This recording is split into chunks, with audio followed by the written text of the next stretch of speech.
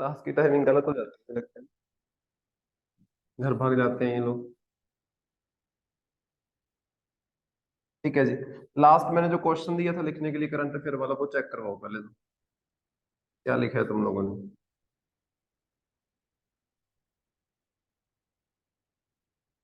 क्या? सर मार दिया? मुंडी हिलाने के लिए नहीं बोला मैंने। ध्यान से चेक करवाओ। क्यों नहीं लिखा फिर? लिखा नहीं, वेरी गुड। हम्म। इतना क्या करता रहता जो तो भूल गया? आप लोगों ने क्यों नहीं लिखा भाई? आंसर राइटिंग इंपॉर्टेंट नहीं है? आंसर राइटिंग के बिना तुम्हें कोई नहीं पूछेगा। ठीक है। करंट अफेयर वाली फाइल जो है उसको ओपन करो।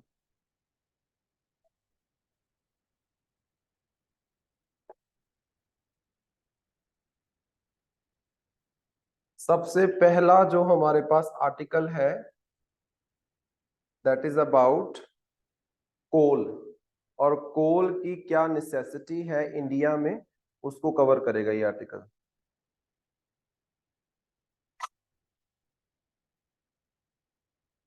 अभी रिसेंट ईयर्स में हमें क्या देखने को मिल रहा है कि हमारा जो देश है ना, वो कोयले को, पेट्रोलियम को, डीजल को, मतलब जो फॉसिल फ्यूल्स होते हैं उनको छोड़ के क्लीन एनर्जी की तरफ जो है वो ट्रांसफॉर्म हो रहा है। आप ये बोल सकते हो उस तरफ को बढ़ रहा है, जैसे कि सोलर एनर्जी होगी, विंड एनर्जी होगी। इनफैक्ट न्यूक्लियर एनर्जी की तरफ भी ध्यान आप बोल सकते हो ज्यादा है, क्योंकि न्यूक्लियर एनर्जी में भी क्या होता है, आपके पास पॉल्यूशन नहीं होता है, जैसे आपकी सोलर एनर्जी में कोई पॉल्यूशन नहीं। हमारे इंडिया में जगह जगह पे बड़े बड़े सोलर पार्क लगाए गए हैं, और रिसेंट ईयर्स में जितनी भी हमने एनर्जी एफिशिएंसी को अचीव किया है वो खास तौर पे जो आपकी रिन्यूएबल एनर्जी है या क्लीन एनर्जी है उसी में है। कोयले वगैरह के ऊपर सरकार का ज्यादा ध्यान नहीं है। और जैसे कि हमें पता है कि हमारे देश में जो ईस्टर्न स्टेट्स हैं, अगर हम इंडिया की बात करते हैं तो इंडिया में अच्छा खासा कोयला आपको देखने को मिल जाएगा। और खास तौर पे जो कोयला आपको मिलता है वो मिलता है ईस्टर्न इंडिया में। झारखंड हो गया, ओडिशा हो गया, छत्तीसगढ़ हो गया, यहाँ पे आपको कोल की माइंस देखने को मिलेंगी। ऐसा नहीं है कि नीचे वाली स्टेट्स में नहीं है, आंध्रा में भी है, महाराष्ट्र में भी है, जगह जगह पे है, लेकिन सबसे ज्यादा आपको ईस्टर्न इंडिया में मिल रहा है। और जो हमारी यहाँ पे ग्रोथ हुई है क्लीन एनर्जी की, वो खास तौर पे आपके वेस्टर्न इंडिया या फिर सदर्न इंडिया में देखने को आपको मिलेगी। या तो गुजरात में देखने को मिलेगी, या फिर कर्नाटका, तमिलनाडु, केरला, आंध्र प्रदेश, यहाँ पे देखने को मिलेगी। तो मतलब अभी जो हमारे देश का ध्यान जो है वो शिफ्ट हो रहा है coal energy to renewable energy. But बात ये है कि ध्यान ज्यादा सरकार का इन रीजन्स के ऊपर जा रहा है, इस एरिया के ऊपर अभी भी बहुत बड़ा क्वेश्चन मार्क है। क्योंकि अगर आप उन स्टेट्स को चाहते हैं कि वो कोयले को छोड़ के रिन्यूएबल एनर्जी की तरफ शिफ्ट करें, तो उस एरिया में आपको ये सारे प्लांट्स बिल्डअप करने की जरूरत है, जो कि किए नहीं गए हैं। जिसकी वजह से आज भी ईस्टर्न स्टेट्स जो है, वो ज्यादातर जो स्टेट्स है वो कोयले के ऊपर ही एनर्जी के लिए डिपेंडेंट हमें देखने को मिलेगी। तो एक ओवरऑल एनालिसिस है। और एक चीज हमेशा याद रखना, प्रेजेंट सिनेरियो में हर एक कंट्री बात कर रही है कि हमने 2050 तक कार्बन न्यूट्रल हो जाना है, और इंडिया बोलता है कि हमने 2070 तक कार्बन न्यूट्रल हो जाना है। जगह जगह पे जब भी कोई इंटरनेशनल लेवल पे मीटिंग होती है तो हमेशा बात होती है क्लीन एनर्जी की, और बहुत सारे इनिशिएटिव इंडिया के भी आपको क्लीन एनर्जी में देखने को मिल जाएंगे। रिसेंटली जैसे इंडिया की पहली सोलर सिटी बनाया गया है सांची सिटी को। सांची जो आपको मध्य प्रदेश में देखने को मिलेगा, जहां पे सांची स्तूपा आपको मिलेगा, वो बना है इंडिया की first solar city. First solar city. और प्रधानमंत्री ने बोला है कि 2070 तक हर एक स्टेट में हमने सोलर सिटी बनानी है। एवरी स्टेट में एक सोलर सिटी। सोलर सिटी मतलब उस सिटी में जितनी भी एनर्जी कंजम्पशन होगी, वो सारी की सारी एनर्जी आपकी जो है वो सोलर पैनल से जनरेट होके आएगी। चाहे वहां पे आप ई रिक्शा चला रहे हो, चाहे टूरिज्म में आपको कहीं पे एनर्जी की जरूरत है, चाहे इंडस्ट्रीज में आपको जरूरत है एनर्जी की, वो सारी एनर्जी सोलर एनर्जी से आएगी आपके पास, राइट। तो जब ऐसा सब चल रहा है देश में, तो ऑटोमेटिकली एनर्जी ट्रांजिशन वाला क्वेश्चन तो बनता ही बनता है। मोस्ट इंपॉर्टेंट है कि किस लेवल तक इंडिया या फिर वर्ल्ड फॉसिल फ्यूल एनर्जी से ट्रांजिशन करके क्लीन एनर्जी की तरफ जा सकता है या जा चुका है, क्या पॉसिबिलिटी है, राइट।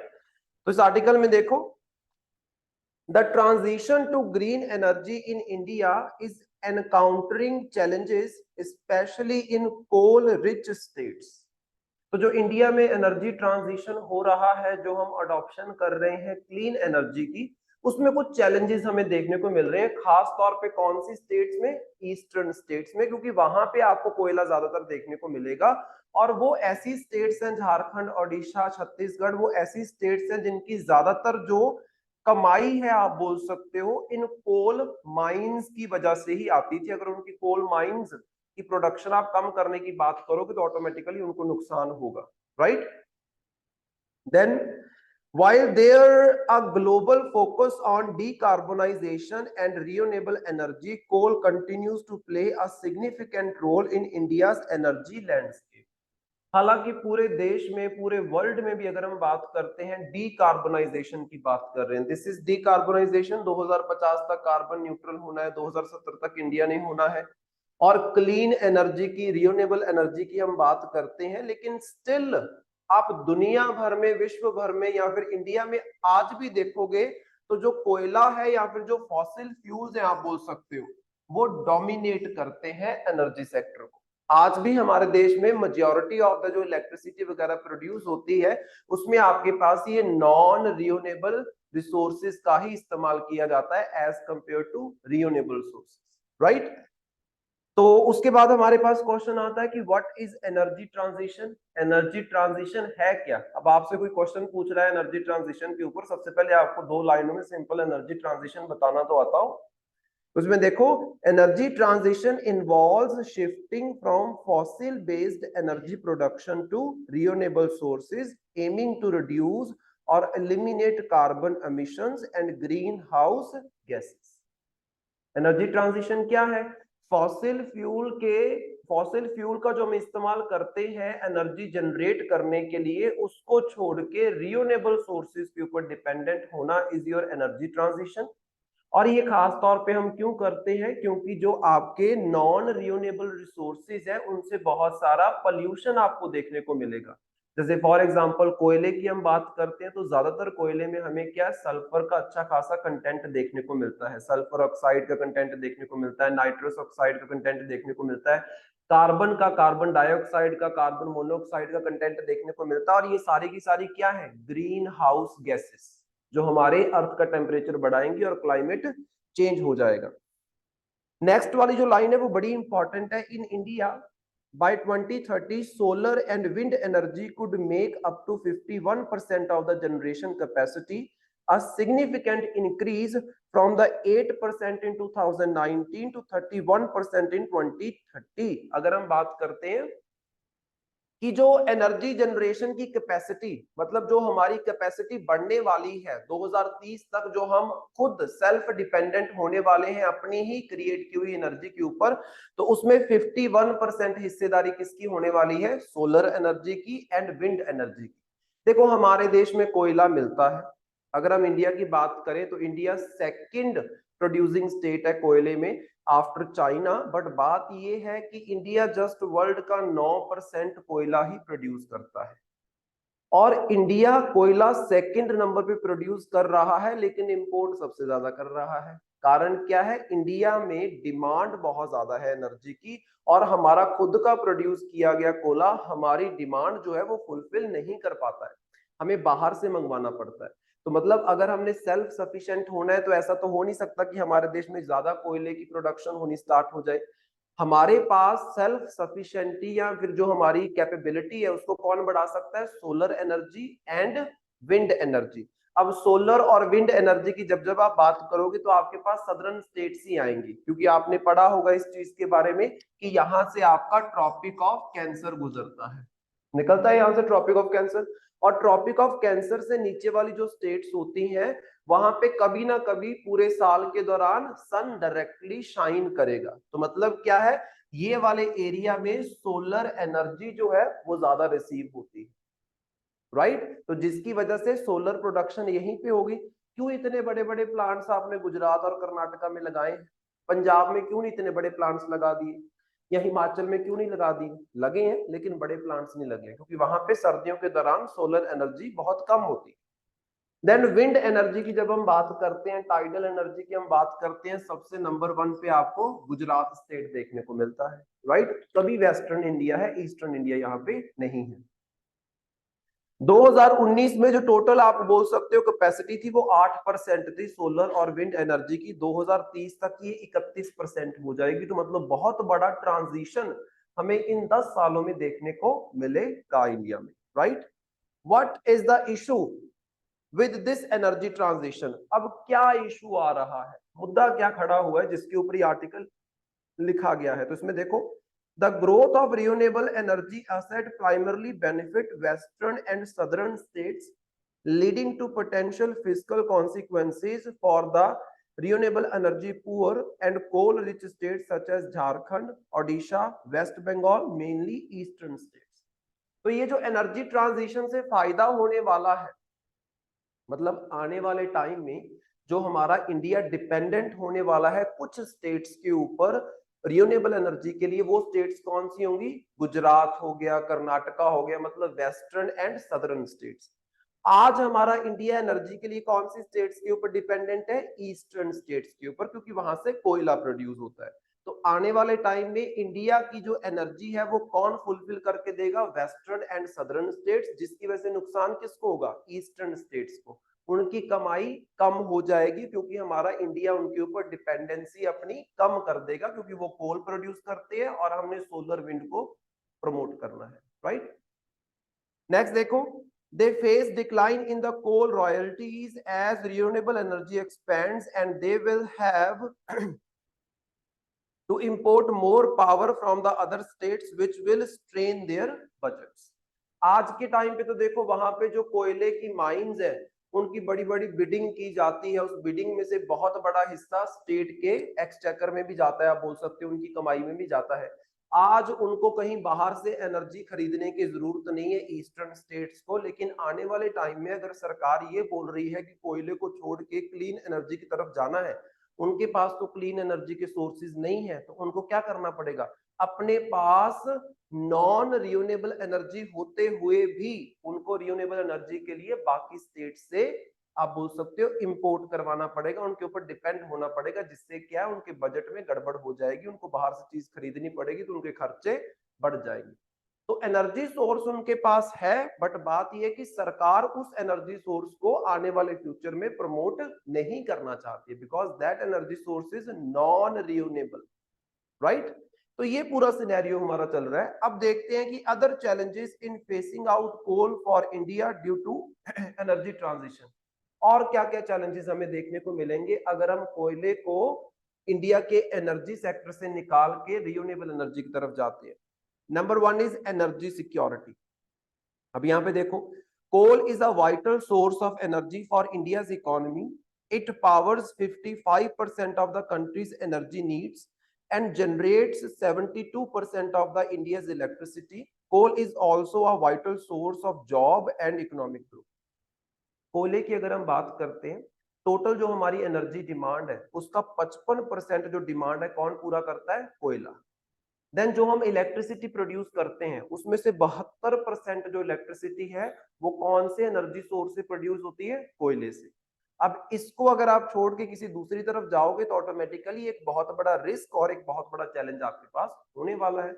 जो मेजॉरिटी डिमांड आपकी एनर्जी की पूरी कर रहा है, जो मेजॉरिटी इलेक्ट्रिसिटी प्रोडक्शन कर रहा है, 72% बहुत ज्यादा बड़ा नंबर है कि कोयले से 72% टोटल इलेक्ट्रिसिटी का हम प्रोड्यूस करते हैं और 55% हम डिपेंडेंट है एनर्जी के लिए कोयले के ऊपर। तो इससे अगर दूसरी तरफ जाओगे तो एक बहुत बड़ा चैलेंज आपके सामने और बहुत बड़ा रिस्क आपके सामने आने वाला है, राइट। नंबर 2 देखो, गवर्नमेंट रेवेन्यू। तो इसमें देखो, Coal mining and related activities generate significant revenue for the government through royalties, cesses, levies, dividend payouts. Reducing coal uses impact this revenue. अब कोयले की जब हम बात करते हैं, खास तौर पे चलो सेंट्रल गवर्नमेंट की इन्वॉल्वमेंट तो होती है, स्टेट गवर्नमेंट्स यहाँ पे जो बैठी हुई हैं उनको बहुत अच्छी खासी कमाई होती है जहां पे ये कोयले की खानें होती है। अगर आप कोयले से शिफ्ट होके रिन्यूएबल एनर्जी पे चले जाओगे तो वो जो सारी कमाई सरकार को आ रही थी वो आपकी रुक जाएगी। देन डायरेक्ट एम्प्लॉयमेंट, सिंपल चीज है, कोयले की जो माइंस होती है वहां पे कितने सारे लोग सीधे तौर पे काम करते हैं, आप बोल सकते हो, उनकी नौकरियां छिन जाएंगी। इनडायरेक्ट एम्प्लॉयमेंट, जैसे कोयला निकाला, कोयले की वॉशिंग करनी है या फिर कोयले को एक जगह से दूसरी जगह लेके जाना है, तो वो हो गया इनडायरेक्ट एम्प्लॉयमेंट में जो जनता इन्वॉल्व है।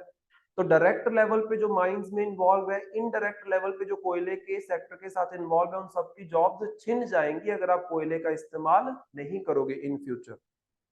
देन इंड्यूस्ड डिपेंडेंस, ये क्या चीज है? Communities and businesses in areas near coal mining have developed an induced dependence on coal. A transition impact their economic well-being. अब यहाँ पे देखो, ज्यादातर आपको क्या है, जो ये स्टील प्लांट्स एंड ऑल ये सब कहां पे देखने को मिलेंगे? ईस्टर्न इंडिया में। ऐसा क्यों? क्योंकि स्टील वगैरह प्रोड्यूस करने के लिए आपको कोयले की जरूरत होती है, और कोयले की जरूरत आपको है, और उसी कोयले की माइन के पास जाके आप अपना स्टील प्लांट लगा रहे हो, तो मतलब आपका जो ट्रांसपोर्टेशन का कॉस्ट है वो कम हो जाएगा। लेकिन अगर आप उसी कोयले को इस्तेमाल करना बंद कर दोगे तो वो सारी की सारी इंडस्ट्रीज, वो सारे के सारे बिजनेसेस क्या है? फेल हो जाएंगे, राइट? क्योंकि उनको दूर से एनर्जी जो है वो मंगवानी पड़ेगी। आज आप देख रहे होंगे कि मोस्ट ऑफ द इंडस्ट्रीज जो लगती है वो आपको गुजरात में लगती हुई देखने को मिलेंगी। Most of the industrial fairs जो लगते हैं गुजरात में देखने को मिलेंगे। ऐसा क्यों? क्योंकि Gujarat is one among the states जो रिन्यूएबल एनर्जी को प्रोड्यूस कर रहा है, तो ऑटोमेटिकली इंडस्ट्रीज वहां पे लगाना अपना यूनिट प्रेफर करेगी, क्योंकि उनका एनर्जी सोर्स क्लोज होगा। इतनी दूर से ट्रांसपोर्ट करके लेके आओगे तो एक्स्ट्रा खर्चा आपके ऊपर आने वाला है। नेक्स्ट देखो, इनफॉर्मल कोल इकोनॉमी। अब कुछ तो फॉर्मल जिसके बारे में हमें पता होता है, कुछ लोकल लेवल पे जो जनता डिपेंडेंट रहती है एनर्जी के लिए, अपने छोटे मोटे बिजनेसेस के लिए आप बोल सकते हो, थोड़ी बहुत कोल की डिमांड उनको होती है, वो भी सारे यहाँ पे फेल हो जाएंगे। सोशल वेलफेयर प्रोवाइडर की अगर हम बात करते हैं, तो ये जो कोल इंडिया लिमिटेड हमारा है, ये बहुत सारे अपने वर्कर्स को, और एक चीज और होती है, जिस बंदे ने भी कोयले की बिडिंग ली होती है, जो कोयला प्रोड्यूस कर रहा है, तो वो क्या कर रहा है? पोल्यूशन कर रहा है। पोल्यूशन तो होता ही है, क्योंकि हमारे देश में जो मेजॉरिटी है वो है आपके पास ओपन पिट माइंस। ओपन पिट माइंस, दो तरह की माइंस होती हैं। एक तो आपके पास होती है अंडरग्राउंड माइन, जिसमें क्या है, जैसे चूहा नहीं होता, चूहे की बिल होती है, आप बोल सकते हो, एक जगह से ओपनिंग होती है, बाकी नीचे नीचे नीचे नीचे सारा अंडरग्राउंड होता है। उससे क्या है कि सीधा सीधा कोयला आप निकालोगे तो वहां से जो गैसेस है, जो ऐश है, वो सीधा एनवायरनमेंट में मिक्सअप नहीं होगी। ओपन पिट का मतलब क्या? गड्ढा खोदा आपने, पूरा खुला गड्ढा, ऊपर से ओपन है पूरे का पूरा, आप कोयला निकाल रहे हो, साथ ही साथ बहुत सारे आपके जो पोल्यूटेंट्स हैं वो क्या है? एनवायरनमेंट में मिक्सअप हो रहे हैं। अब हमारे यहाँ पे ज्यादातर ओपन पिट माइंस है, इनफैक्ट 80% के अराउंड आपके पास ओपन पिट माइंस है।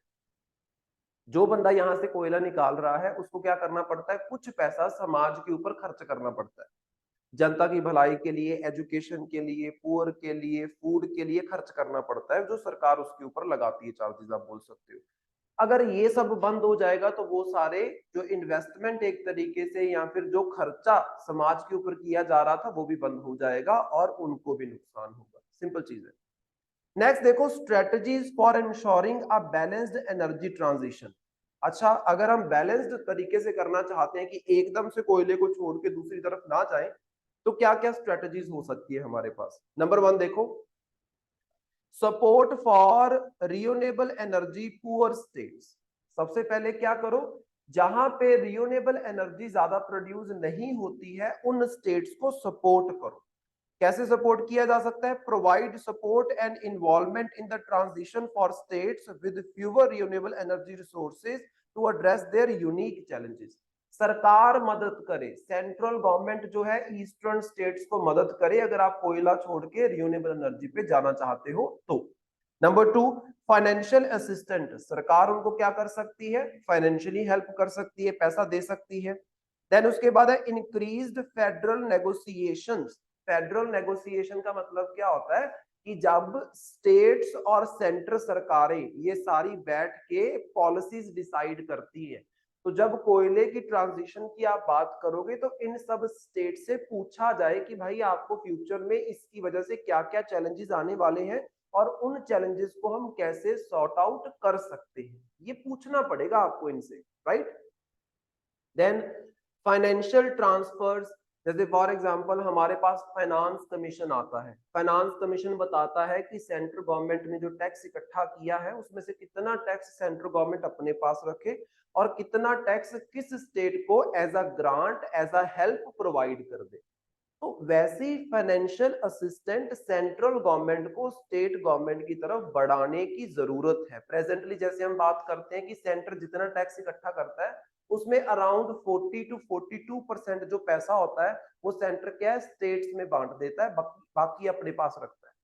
उसको थोड़ा सा बढ़ाओ, फिर आप उसको 40-42% से आप 50-52% पे लेके जाओ कि ज्यादा पैसा आप स्टेट की सरकारों को दे रहे हो। नेक्स्ट है कोलैबोरेटिव पॉलिसीज। कोलैबोरेटिव पॉलिसीज मतलब दोनों सरकारें, सेंटर स्टेट और सारी स्टेट की सरकारें मिलकर इस चीज के ऊपर पॉलिसीज बनाए।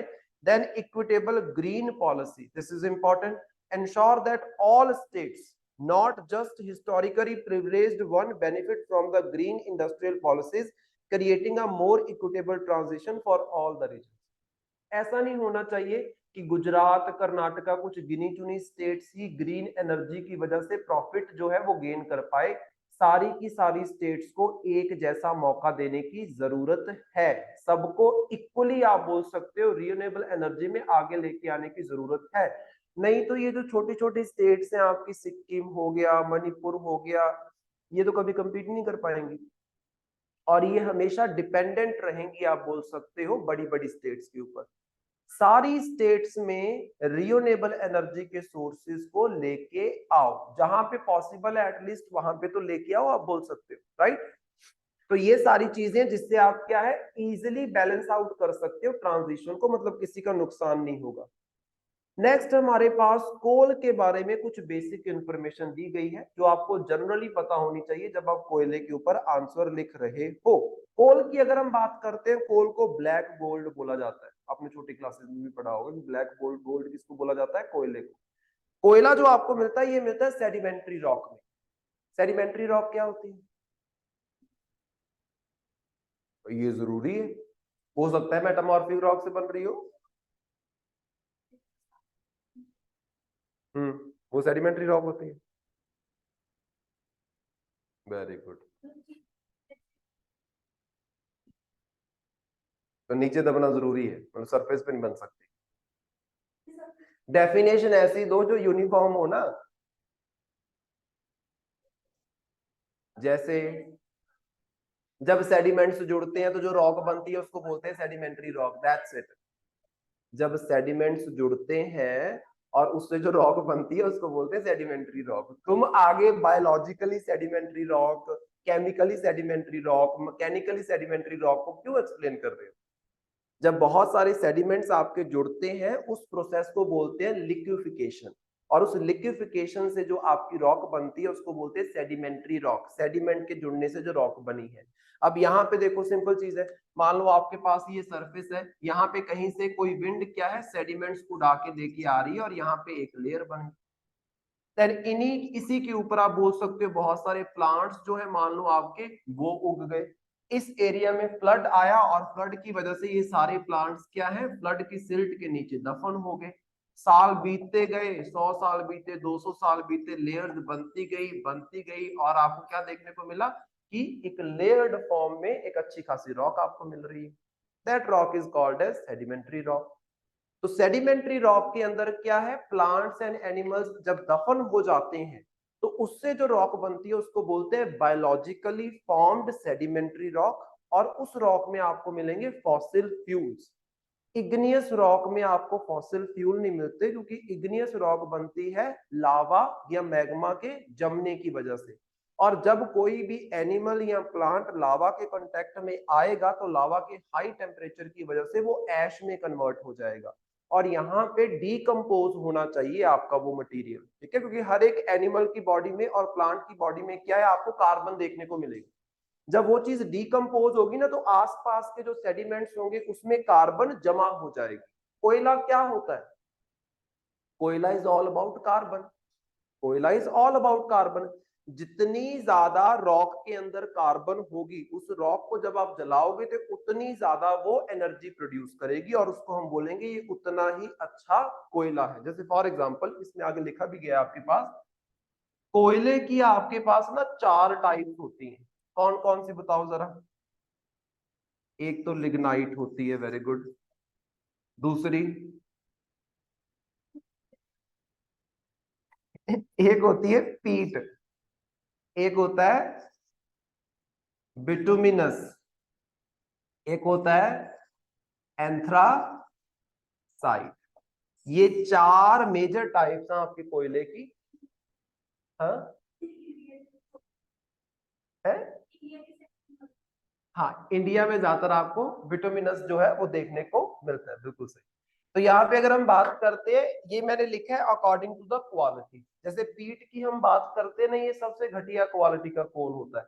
मतलब आप इसमें ये बोल सकते हो कि आपको 40 to 50% मैक्सिमम जब इसको जलाओगे तो आपको एनर्जी मिलेगी, बाकी सारा पोल्यूशन है। बाकी पूरे का पूरा क्या है? पोल्यूशन।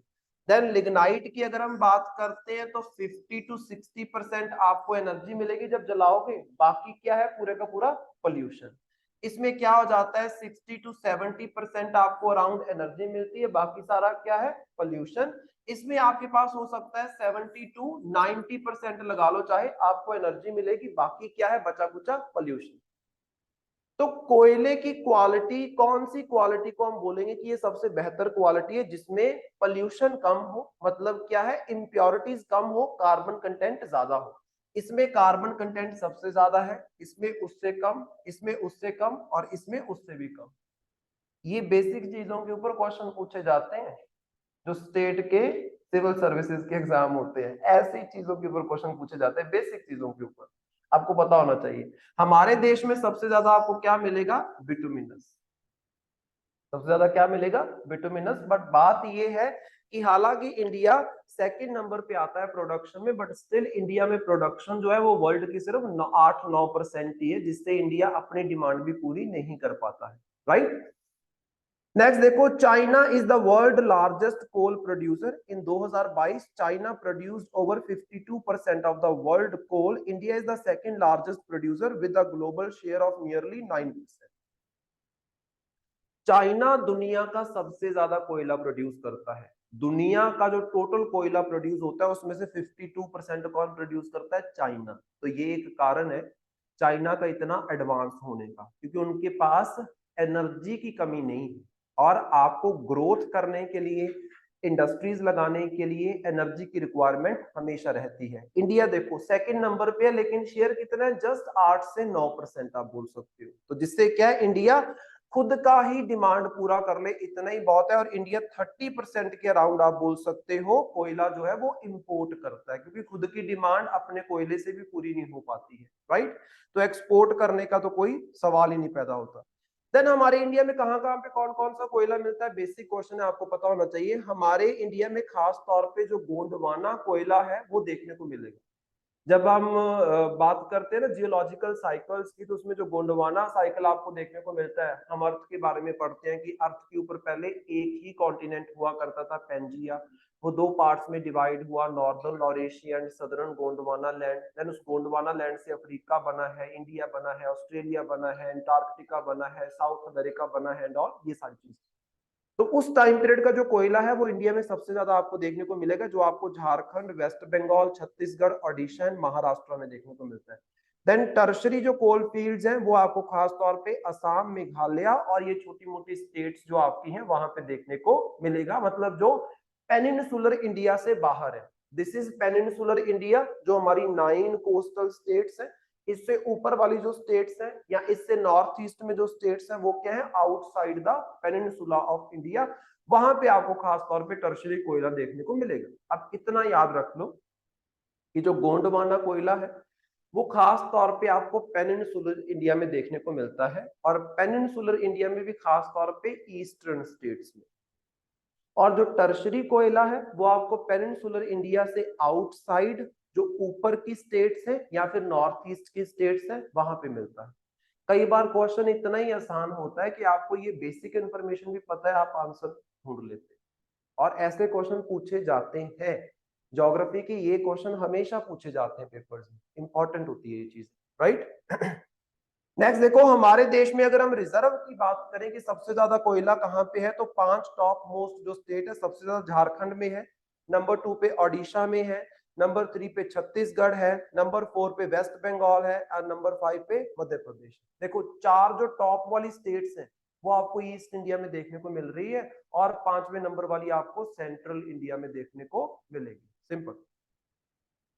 देन नेक्स्ट देखो, India the largest coal producer relies on coal import for several region. ये भी इंपॉर्टेंट है हमारे लिए कि इंडिया अगर दुनिया का second largest coal producer state है, कंट्री है, तो इसको इतना ज्यादा इंपोर्ट क्यों करवाना पड़ता है कोयला? तो उसके क्या क्या कारण? Number 1, domestic demand and buffer stock. Buffer stock क्या होता है?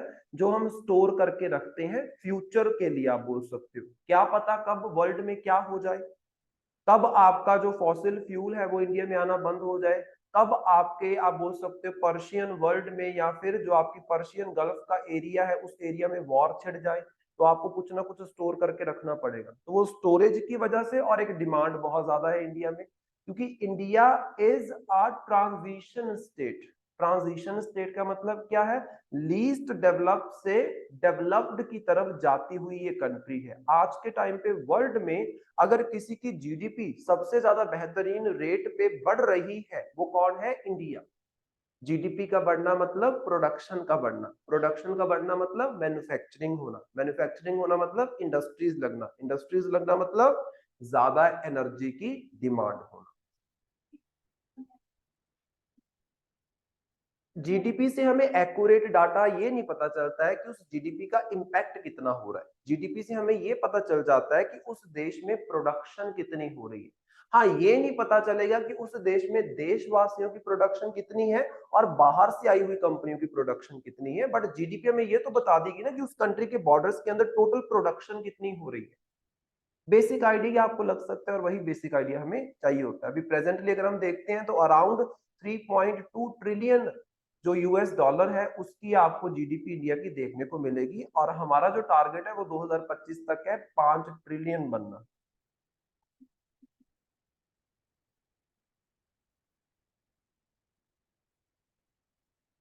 तो ऑटोमेटिकली उनकी जीडीपी लो हो जाएगी अगर कंपनीज चाइना से बाहर निकलती हैं तो। बट बात यह है कि चाइना से कंपनीज बाहर निकलेंगी, चाइना के ऊपर ज्यादा इंपैक्ट नहीं पड़ने वाला, क्योंकि चाइना की खुद की जो चाइनीज कंपनी है वो काफी ज्यादा डोमिनेट कर रही है वहां पे। ठीक है, तो ज्यादा फर्क नहीं पड़ेगा उस चीज से चाइना को आज के टाइम पे। Then shortage of good coking coal. Coking coal क्या होता है? Very good. कुकिंग के लिए, कोकिंग, कुकिंग नहीं, कोक, COKE। मैंने सोचा इसको पता है, बड़े ऐसे खुश होकर बताया इसने, सर कुकिंग के लिए यूज करते। कौन सा तो कुकिंग के लिए कोयला यूज करता है? कहाँ तूने देख लिया? वो लकड़ियों वाला कोयला नहीं। कोकिंग कोल क्या है, आप ये बोल सकते हो, coking, not cooking. Coking coal जो है ये खास तौर पे बोला जाता है किसको? बिटुमिनस को। कोकिंग कोल क्या होता है? एक ऐसा कोयला जिससे आप एक फ्यूल बना सकते हो जिसको बोलते हैं कोक फ्यूल, जिसको बोलते हैं कोक फ्यूल। और इस कोक फ्यूल का इस्तेमाल किया जाता है स्टील प्रोडक्शन के लिए। एक अच्छी क्वालिटी का जो कोयला होता है उसी से ही कोक फ्यूल बनता है। ऐसा नहीं है कि हर एक बिटुमिनस से आपका कोक बन जाएगा, इट इज नॉट पॉसिबल। अगर ऐसा होता तो इंडिया को कोकिंग कोल बाहर से ना मंगवाना पड़ता। दुनिया भर में यूएसए है हमारे पास, ऑस्ट्रेलिया है हमारे पास, एंड कनाडा है हमारे पास। ये 3 ऐसी कंट्रीज हैं जो सबसे ज्यादा होल्ड करती हैं कोकिंग कोल के रिजर्व। इंडिया में बिटुमिनस है, लेकिन वो वाला बिटुमिनस नहीं है जिससे आप कोक फ्यूल बना सको। और कोक फ्यूल क्या होता है? क्लीन फ्यूल, जिसमें आपका जो सल्फर डाइऑक्साइड है, इम्प्योरिटीज है, ये बिल्कुल ना के बराबर होती है। और उस प्योर फ्यूल का इस्तेमाल किया जाता है क्या करने के लिए? एनर्जी प्रोड्यूस करने के लिए, जिस एनर्जी से आपकी स्टील की प्रोडक्शन होगी। तो कोकिंग फ्यूल जब जब आपसे पूछा जाए, समझ जाना वो स्टील प्रोडक्शन की बात कर रहे हैं। अगर किसी कंट्री में कोकिंग फ्यूल ज्यादा मिलता है तो इट मींस वहां पे सबसे ज्यादा स्टील प्रोडक्शन आप करवा सकते हो। तो coking fuel is directly related to steel production.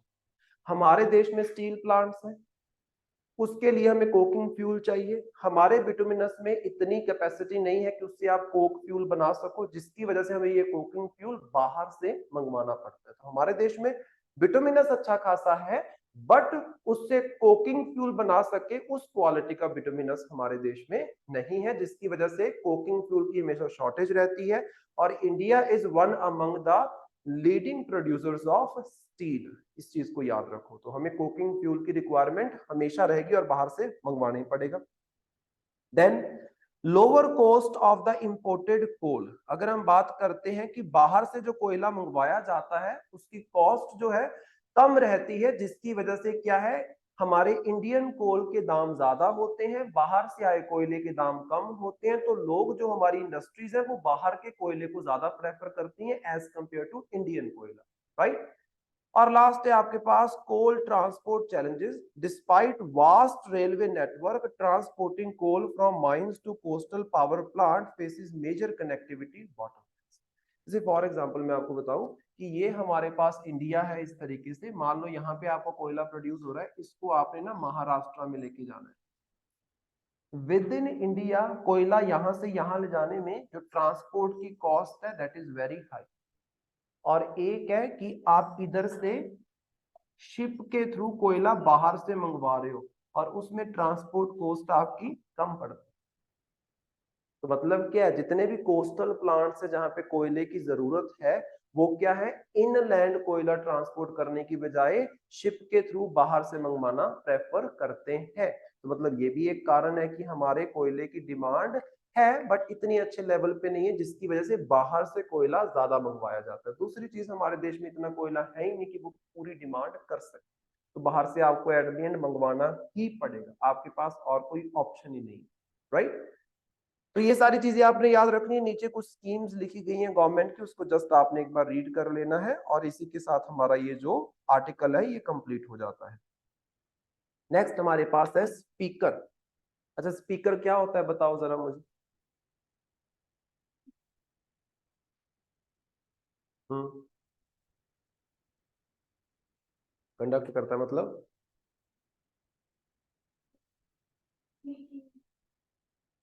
जो लोकसभा का प्रिजाइडिंग ऑफिसर होता है। शब्द कहाँ चले जाते हैं तुम्हारे? हेड होता है। हेड कहाँ से हो गया? तभी तो मैंने बोला वर्ड्स कहाँ चले जाते हैं। Presiding officer of Lok Sabha and and legislative assemblies of states, वहां पे भी तो स्पीकर ही बैठे होते हैं, स्पीकर तो स्पीकर ही है। तो जो लोअर हाउस होता है पार्लियामेंट्री सिस्टम में, वहां पे जो आपका प्रिजाइडिंग ऑफिसर होता है उसको बोलते हैं स्पीकर। हमारे देश का जो स्पीकर है लोकसभा लेवल पे या फिर स्टेट असेंबलीज के लेवल पे हमेशा कॉन्फ्लिक्ट में रहता है। क्योंकि आपको क्या देखने को मिलेगा, लोकसभा का स्पीकर कैसे चुना जाता है? लोकसभा का स्पीकर कौन होगा लवप्रीत? लोकसभा का स्पीकर कौन होगा? तो लोकसभा के एमपीज अपने में से ही एक एमपी को बना लेते हैं स्पीकर ऑफ लोकसभा। तो अगर लोकसभा अपने में से किसी एक एमपी को स्पीकर बना रही है तो यहाँ पे चांसेस क्या होंगे कि जो मेजॉरिटी पार्टी होगी उनका स्पीकर बनेगा। तो मतलब रूलिंग पार्टी का स्पीकर होता है। बट स्पीकर की अगर हम बात करें, ये तो जो आपके पास 542 मेंबर बैठे होंगे, एक को तो आपने स्पीकर बना दिया, ये 542 के 542 को प्रिजाइड कर रहा है। अगर ये बिलोंग करता है रूलिंग पार्टी से, so there is always a chance कि ये रूलिंग पार्टी को क्या करेगा, बायस्ड होके ट्रीट करेगा। और जो आपकी ऑपोजिशन की बाकी पार्टीज हैं, जैसे फॉर एग्जांपल हमारे पास नई ऑपोजिशन है, दैट इज इंडिया, बताया था ना उस दिन, जिसमें आपको 28 पार्टीज आज के टाइम पे देखने को मिलेगी। उनके साथ क्या है, ट्रीटमेंट स्पीकर का सही नहीं होगा। जैसे आपको अक्सर देखने को मिलता है कि जब कोई कांग्रेस की मेंबरशिप छोड़ के कोई एमपी बीजेपी में जाके मिलता है, तो कायदे से स्पीकर को क्या करना चाहिए, उस एमपी को एमपी की पोस्ट से निकालना चाहिए। That is anti defection law, जो बोलता है कि अगर कोई एमपी या एमएलए जिस पार्टी की टिकट के ऊपर खड़े होके वो एमपी एमएलए बना था, एमपी एमएलए बनने के बाद अगर वो उस पार्टी की मेंबरशिप छोड़ रहा है, तो उस बंदे को आपने एमपी एमएलए की पोस्ट से भी निकाल देना है। या फिर अगर कोई एमपी एमएलए अपनी पार्टी के खिलाफ जाके वोट कर रहा है, तो उसको भी आपने उसकी पोस्ट से निकाल देना है। किसने निकाल देना है, स्पीकर ने। किसका काम होता है, स्पीकर का। हो क्या रहा है, जब कांग्रेस का कोई एमपी या स्टेट लेवल पे कोई एमएलए कांग्रेस को छोड़ के बीजेपी को ज्वाइन करता है, कायदे से वो एंटी डिफेक्शन लॉ के तहत 10th शेड्यूल ऑफ कॉन्स्टिट्यूशन के तहत निकलना चाहिए, लेकिन स्पीकर निकालते नहीं है। क्योंकि स्पीकर किसको सपोर्ट कर रहे हैं, रूलिंग पार्टी को। और मेजॉरिटी स्टेट्स में और सेंटर पे आपको रूलिंग पार्टी कौन सी मिलेगी, बीजेपी। जिसकी वजह से स्पीकर बहुत सारे कॉन्फ्लिक्ट्स में हमेशा उलझता है, और वही कॉन्फ्लिक्ट्स की बात यहाँ पे की जा रही है। तो देखो, the article discusses the need for impartiality and integrity in the functioning of speaker in Indian parliamentary bodies। तो इंडियन पार्लियामेंट्री बॉडीज मतलब लोकसभा एंड स्टेट लेवल पे लेजिस्लेटिव असेंबलीज, क्योंकि यहीं पे स्पीकर बैठे होते हैं, तो इम्पार्शियल होके उनको काम करना चाहिए। स्पीकर के बारे में अगर हम बात करें, हमने डिस्कस कर लिया है कि स्पीकर कौन होता है, लेजिस्लेटिव असेंबलीज में एंड लोकसभा में प्रिजाइडिंग ऑफिसर होता है। लोकसभा के बारे में स्पीकर होना चाहिए, इसके बारे में बात करेगा आर्टिकल 93, और स्टेट लेवल पे बात करेगा आर्टिकल 178। इसको आपको पता होना चाहिए। देन स्पीकर का जो दफ्तर है ये कहां से स्टार्ट हुआ है, तो ये स्टार्ट हुआ है ब्रिटेन से, क्योंकि पार्लियामेंट्री सिस्टम जो हमने अडॉप्ट किया है वो भी कौन से वाला है, ब्रिटेन वाला ही। देन स्पीकर के पावर्स एंड फंक्शंस क्या होते हैं, क्या क्या पावर्स, क्या क्या फंक्शंस रहते हैं। Number 1, the final interpreter of the provisions of constitution, rules of procedure and parliamentary precedents। Lok Sabha में कॉन्स्टिट्यूशन के किस प्रोविजन का क्या मतलब है, रूल्स को कैसे फॉलो करवाना है, रूल्स का मतलब क्या है, रूल्स क्या बोलते हैं, ये सब कौन डिसाइड करता है, स्पीकर, क्योंकि वो प्रिजाइडिंग ऑफिसर होता है, लोकसभा के मेजॉरिटी मेंबर्स के द्वारा चुना जाता है। Number 2, presides over the joint sitting of both the houses. जब प्रेसिडेंट आर्टिकल 108 के तहत दोनों सदनों को एक साथ बुलाता है और ज्वाइंट सिटिंग करवाता है, वहां पे कौन प्रिजाइड करता है, speaker. Then makes final decision regarding disqualification of members under anti defection act। Anti defection act जो है ये आपका कब आया था, कौन सी अमेंडमेंट से, 52nd अमेंडमेंट, ईयर 1980 85। 1985 में 52nd अमेंडमेंट से 10th शेड्यूल ऐड किया गया, जो बात करता है एंटी डिफेक्शन। एंटी डिफेक्शन मतलब जब कोई दल बदलेगा तो उसको कैसे निकाला जाएगा और कौन निकालेगा, तो कौन निकालता है, speaker of Lok Sabha and speaker of legislative assembly at state level. Then next देखो, appoints chairman of the parliamentary committees and supervises their functioning. जैसे मैंने आपको कमेटी ऑन पब्लिक अंडरटेकिंग करवाई थी, एस्टिमेशन कमेटी करवाई थी पार्लियामेंट की, उन सबके चेयरमैन को कौन अपॉइंट करता है, speaker of Lok Sabha. Then maintains the quorum and decorum in the house for conducting its business. Quorum क्या होता है, कोरम का मतलब होता है मिनिमम स्ट्रेंथ जो आपको चाहिए सदन की मीटिंग करवाने के लिए। कितनी होती है मिनिमम स्ट्रेंथ, 1/10, 10% आप बोल सकते हो कम से कम मेंबर प्रेजेंट होने चाहिए उस हाउस के जिसकी मीटिंग आप स्टार्ट करवाना चाहते हो। डेकोरम का मतलब क्या है, रूल रेगुलेशन के अधीन रह के प्रॉपरली वो काम चले, है ना। Then he decides whether a bill is money bill or not, और उसका डिसीजन फाइनल होता है। अब यहाँ पे बड़ा कॉन्फ्लिक्ट है, जब ये आपका आधार वाला बिल रखा गया था ना, आधार बिल को एज अ मनी बिल रखा गया। ऐसा क्यों किया गया, क्योंकि सरकार को पता था कि आधार वाला बिल राज्यसभा में पास नहीं हो पाएगा। जिसकी वजह से इसको एज अ मनी बिल रखवा के पास किया गया। और जब कोई बिल मनी बिल हो जाता है तो उसको सिर्फ कौन पास करता है? लोकसभा। राज्यसभा में वो बिल जाएगा लेकिन सिर्फ 14 दिन के लिए, उनसे पास करवाने की जरूरत नहीं है, उनके आप सुजेशंस ले सकते हो कि जैसे 14 दिन पूरे होंगे राज्यसभा में वो बिल अपने आप ही पास हो गया मान लिया जाता है। अब राइट, तो वो भी यही डिसाइड करेगा। Then can allow a secret sitting of the house at the leader of house request. Leader of house, जैसे लोकसभा का लीडर ऑफ हाउस कौन होता है? Prime minister. उसके कहने के ऊपर सदन की सीक्रेट मीटिंग भी हो सकती है, मतलब कोई टेलीकास्ट नहीं होगा, कोई मीडिया इन्वॉल्व नहीं होगा, सीक्रेट मीटिंग होगी। और उस मीटिंग में जो भी डिस्कस होगा, जो एमपीज होते हैं वो बाहर जाके नहीं बता सकते, रिस्ट्रिक्शन होती है। Next, has a casting vote in case of tie. Speaker first instance में वोट नहीं करता है। मान लो ये लोकसभा के 542 बंदे किसी चीज को डिस्कस कर रहे हैं, इवन नंबर है, और 50% ने बोला यस, 50% ने बोला नो, फिर जाके स्पीकर वोट करेगा। अगर 60% यस बोल रहे हैं, 40% नो बोल रहे हैं, तो स्पीकर को वोट करने की जरूरत नहीं होती है। ये सारी चीजें हमने पढ़ी। Then importance of the speaker independence. अब स्पीकर हमें पता है कि रूलिंग पार्टी के अधीन रहता है, बट ये इंडिपेंडेंट होना चाहिए। जैसे हम बात करते हैं कि सुप्रीम कोर्ट के जो जजेस होते हैं, सुप्रीम कोर्ट के जो चीफ जस्टिस होते हैं, हाई कोर्ट के जो जजेस होते हैं, वो लेजिस्लेचर से, एग्जीक्यूटिव से इंडिपेंडेंट होकर काम करते हैं। और बहुत सारी चीजें जो उनकी इंडिपेंडेंस को इंश्योर करती है, जैसे कि क्या क्या चीजें जो supreme court and high court के जजेस की इंडिपेंडेंस को बनाए रखती है।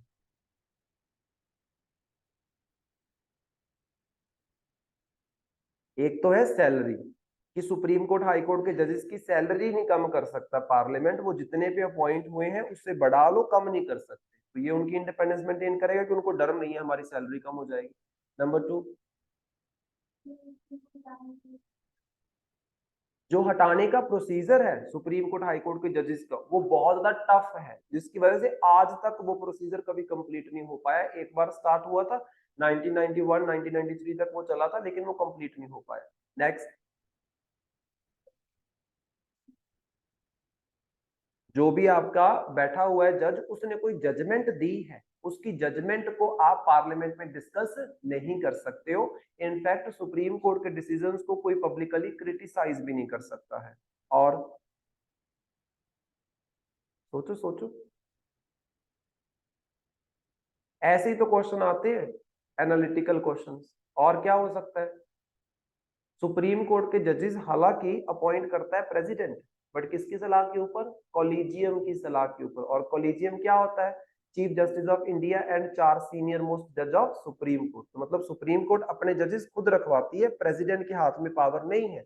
इन्होंने कोशिश की थी नेशनल जुडिशियल अपॉइंटमेंट कमीशन बनाने की बाय 99th अमेंडमेंट 2014, बट 2015 में सुप्रीम कोर्ट ने उस बॉडी को और उस अमेंडमेंट दोनों को अनकॉन्स्टिट्यूशनल बता के रद्द कर दी।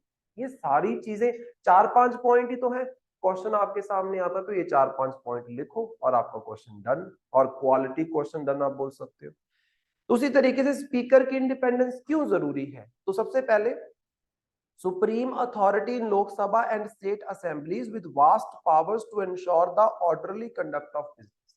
देखो, बहुत बड़े लेवल पे और बहुत ही स्ट्रॉन्ग पोजीशन पे जो स्पीकर है ये बैठा हुआ है। इनफैक्ट अगर हम बात करते हैं ना ब्रिटेन की, जहां पे ये पोस्ट क्रिएट की गई है, ओरिजिनेट हुई है, वहां पे अर्ली ईयर्स में ये माना जाता था कि जो स्पीकर होता है ये रिप्रेजेंटेटिव होता है, किसका? किंग का या क्वीन का।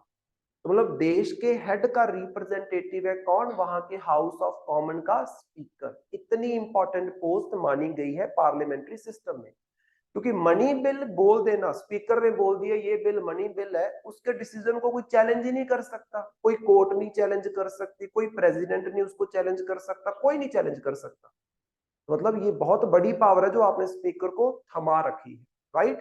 देन लोकसभा और स्टेट लेजिस्लेटिव असेंबलीज वो आपके इंस्टीट्यूशंस हैं जो हमारे देश में डेमोक्रेसी को इंश्योर करते हैं।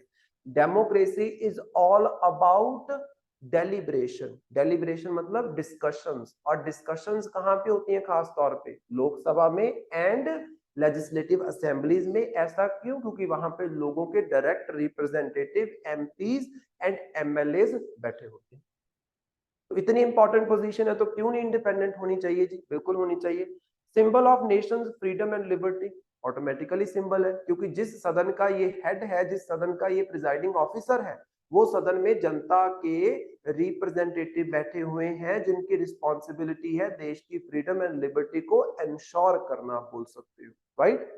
Then conscience and guardian of the house, automatically जो ये सदन है इसकी अंतरात्मा है एक तरीके से स्पीकर, क्योंकि स्पीकर ही तो सब डिसाइड करता है कि आज किस किस को बोलने का मौका देना है, किसको क्वेश्चन पुट करने का मौका देना है, किसको आंसर करने का मौका देना है, कौन सा बिल आपने रखवाना है, कौन सा बिल नहीं रखवाना है, कौन सा मोशन रखने देना है, कौन सा मोशन, सब स्पीकर तो डिसाइड करता है। इंडिपेंडेंट तो होना चाहिए, है ना। then represents the collective voice of parliament and state assemblies, उन सब की collective voice, मतलब जो ये 542 बंदे बैठे हुए हैं, इनका चेहरा कौन है, स्पीकर। इन सब का चेहरा कौन है, स्पीकर। क्योंकि जब भी देखो वर्ल्ड पार्लियामेंट की मीटिंग्स होती हैं, वर्ल्ड पार्लियामेंट मतलब दुनिया भर में जहां जहां पे पार्लियामेंट्स है वो मिलके मीटिंग करते हैं। इंडिया में कई बार मीटिंग हुई है जिसमें ये डिसाइड करने की कोशिश करते हैं कि कैसे पार्लियामेंट्री सिस्टम को ज्यादा डेमोक्रेटिक बनाया जा सके। वहां पे हमारे पार्लियामेंट को रिप्रेजेंट करने के लिए कौन जाता है, स्पीकर ऑफ पार्लियामेंट। कौन जाता है, स्पीकर, कभी भी चेयरमैन नहीं जाता, कौन जाएगा, स्पीकर, राइट। नेक्स्ट देखो, issues with the functioning of speaker in India. Number 1 issue तो ये आ जाता है कि ये रूलिंग पार्टी को फेवर करते हैं, क्योंकि आपने सिस्टम ही वैसा बनाया है ना। आपने बोला कि 543 में से जिसको ज्यादा वोट मिलेंगी वो बंदा बनेगा स्पीकर। अब 543 में तो ऑटोमेटिकली रूलिंग पार्टी की वोट्स ज्यादा होंगी, तो रूलिंग पार्टी का बंदा ही बनेगा स्पीकर, और वो अपनी पार्टी को तो सपोर्ट करेगा ही करेगा। मतलब यहाँ पे इलेक्शन में ही गड़बड़ है आपके पास, नंबर 1 तो यहाँ पे आपके पास एग्जांपल्स दी गई है, जैसे for example recently the leader of Congress party in Lok Sabha, जिसका नाम है Adhir Ranjan Chowdhury, he suspended for his remarks against the prime minister which was later revoked. तो यहाँ पे कांग्रेस का एक बंदा है जिसका नाम है अधीर रंजन चौधरी, उसको सस्पेंड कर दिया स्पीकर ने। क्यों? क्योंकि उन्होंने प्राइम मिनिस्टर के ऊपर कुछ लांछन लगा दिए। तो मतलब आप क्या कर रहे हो, आप सामने वाले को बोलने का मौका भी नहीं दे रहे। मैंने आपको कितनी बार ये बात पढ़ाई कि विद इन पार्लियामेंट मेंबर्स के पास राइट टू स्पीच होता है, और मेंबर ने अगर पार्लियामेंट के अंदर कुछ बोला है तो उसको बाहर बैठी हुई कोई भी कोर्ट उस बोलने के लिए, उस स्पीच के लिए सजा नहीं सुना सकती। ये नहीं बोला जा सकता कि वो हेट स्पीच थी, क्योंकि अगर आप पार्लियामेंट के अंदर शरेआम या खुल के डिस्कशंस नहीं करोगे तो डेमोक्रेसी की तो वैसे धज्जियां उड़ जानी है। बट हाँ, स्पीकर के पास पावर होती है सस्पेंड करने की मेंबर्स को, तो वो उन बंदों को सस्पेंड कर रहा है जो रूलिंग पार्टी को क्रिटिसाइज कर रहे हैं, तो ये तो गड़बड़ है। Then party interest over the national interest, हमें ये देखने को मिला रिसेंट ईयर्स में। ज्यादातर आपको क्या देखने को मिलता है कि जब से बीजेपी की सरकार आई है, या पहले कांग्रेस की भी सरकार होती थी, जो बिल, वो बिल जो सरकार रखवा रही है, जिसको हम क्या बोलते हैं, पब्लिक बिल, जो सरकार बिल रखवाती है उसको क्या बोलते हैं, public bill. Public bill introduce करने की परमिशन देता है स्पीकर, लेकिन जो बिल किसी एक सिंगल एमपी के द्वारा रखा जाता है, सिर्फ एमपी के द्वारा, उसको हम क्या बोलते हैं, प्राइवेट बिल। प्राइवेट बिल को पहली बात तो स्पीकर इंट्रोड्यूस ही नहीं करने देता। दूसरी बात, अगर इंट्रोड्यूस हो भी जाता है तो स्पीकर क्या करता है, प्राइवेट बिल के ऊपर बड़ी लंबी चौड़ी डिस्कशन रखेगा, जिससे प्राइवेट बिल पास ही नहीं हो पाता है। और पब्लिक बिल के ऊपर कोई कमेटीज नहीं बनती, कोई डिस्कशंस नहीं होती, और थोड़ी बहुत डिस्कशन करके वोट किया, पास किया, लागू कर दिया, ये चल रहा है। क्योंकि बिल के ऊपर डिस्कस करने के लिए कमेटी बनाना स्पीकर की रिस्पॉन्सिबिलिटी है, और वो पब्लिक बिल के ऊपर, मतलब सरकार के बिल्स के ऊपर ऐसा कुछ कर ही नहीं रहा है, तो मतलब क्या है, आप डेमोक्रेसी को खराब कर रहे हो। Then increased disruptions in parliament, अब स्पीकर के ऐसे बिहेवियर की वजह से ऑटोमेटिकली ऑपोजिशन क्या करेगी, स्पीकर के खिलाफ नारे लगाएगी, धरनाबाजी करेगी, सब कुछ होगा, जिससे क्या है, पार्लियामेंट की वर्किंग जो है, पार्लियामेंट की जो परफॉर्मेंस है वो हार्म हो जाएगी, प्रॉपरली कंडक्ट ऑफ बिजनेस नहीं हो पाएगा। Then bills are not referred to the committees, वही जो मैंने आपको बताया कि ज्यादातर क्या हो रहा है कि जैसे ये नीचे एग्जांपल दिए कि इन 2021 in the monsoon session of Lok Sabha, not a single bill was referred to any select committee for review. 2021 का जो मॉनसून सेशन हुआ, जुलाई अगस्त में जो सेशन होता है, उसमें एक सिंगल बिल भी, इतने बिल रखे गए, एक सिंगल बिल भी डिस्कस करने के लिए स्पीकर ने कमेटी नहीं बनाई। सीधा सीधा बिल को वोट के ऊपर रख के बिल पास करवा दिए, तो बहुत बड़ी गड़बड़ है। अगर डेलिब्रेशन नहीं हो रही है, डिस्कशन नहीं हो रही है, स्क्रूटनी मतलब छानबीन नहीं हो रही है, तो वो बिल को पास करना is totally undemocratic, right. Then wide discretion, अगर हम बात करते हैं, स्पीकर को ना बहुत सारी मन मर्जियां दे रखी हैं आपने, स्पीकर बहुत सारी चीजों को अपने बलबूते पे कर सकता है। हालांकि हमारे प्रेसिडेंट के पास कोई डिस्क्रिशनरी पावर नहीं है, हमारा संविधान प्रेसिडेंट के बारे में एक भी डिस्क्रिशनरी पावर की बात नहीं करता, लेकिन स्पीकर को कितनी सारी डिस्क्रिशनरी पावर्स हैं। सबसे इंपॉर्टेंट है मनी बिल वाली, किसी भी बिल को मनी बिल बोल दिया तो वो जो बिल होगा वो क्या है, सिर्फ लोकसभा के कंट्रोल में रह जाएगा, राज्यसभा का कंट्रोल वहां से छिन जाएगा। Then misuse of powers under the 10th schedule, वही मैंने जो आपको सबसे पहले एग्जांपल दी कि पूरे देश में क्या हो रहा है कि जब रूलिंग पार्टी के अलावा कोई दूसरी पार्टी का एमएलए या एमपी उस पार्टी को छोड़ के रूलिंग पार्टी के साथ ज्वाइन करता है, तो स्पीकर को वैसे उसको निकालना चाहिए कायदे से, लेकिन स्पीकर निकालता नहीं है। और ऊपर से बात क्या है, आपकी जो सुप्रीम कोर्ट है उसने ये बोल रखा है कि जब तक स्पीकर डिसीजन नहीं देगा तब तक हम इन्वॉल्व नहीं हो सकते, और स्पीकर डिसीजन देता नहीं है, सुप्रीम कोर्ट इन्वॉल्व हो नहीं पाती, वो चीज डिले होती होती उतने टाइम में 5 साल पूरे हो जाते हैं, और ऑपोजिशन की पार्टी की धज्जियां उड़ जाती हैं और रूलिंग पार्टी को कोई फर्क नहीं पड़ता। बट यहाँ पे it is totally against the democracy. आपने फिर एंटी डिफेक्शन लॉ लाया ही क्यों अगर उसको प्रॉपरली इंप्लीमेंट नहीं कर पा रहे हो तो, राइट। देन उसके बाद अपॉइंटमेंट सिस्टम की अगर हम बात करते हैं, speaker are typically elected by the ruling party leading to the question about their independence from the party influence. अब जब आपने सिस्टम ही ऐसा बनाया है स्पीकर को इलेक्ट करने का कि रूलिंग पार्टी का बंदा ही बनेगा, ऑपोजिशन का बंदा बन ही नहीं सकता, तो ऑटोमेटिकली यहाँ पे गड़बड़ तो आएगी आएगी। वो कैसे अपने पार्टी के प्रभाव से मुक्त हो सकता है? ऑटोमेटिकली जो पार्टी का इन्फ्लुएंस है उस बंदे के ऊपर हमेशा रहेगा, क्योंकि उसी पार्टी ने उसको बनाया है, और वही अगर पार्टी चाहेगी तो उसको निकाल भी सकती है स्पीकर की पोस्ट से। देन लैक ऑफ टेन्योर की सिक्योरिटी, वही बात आ गई, इस बंदे को जिस तरीके से मेजॉरिटी मेंबर्स ने इलेक्ट कर लिया वैसे मेजॉरिटी मेंबर्स इसको कभी भी निकाल सकते हैं। मतलब ऐसा नहीं है कि स्पीकर को निकालने का प्रोसीजर बहुत ज्यादा टफ होगा। स्पीकर को निकालने के लिए आपको क्या चाहिए? आपको चाहिए इफेक्टिव मेजॉरिटी।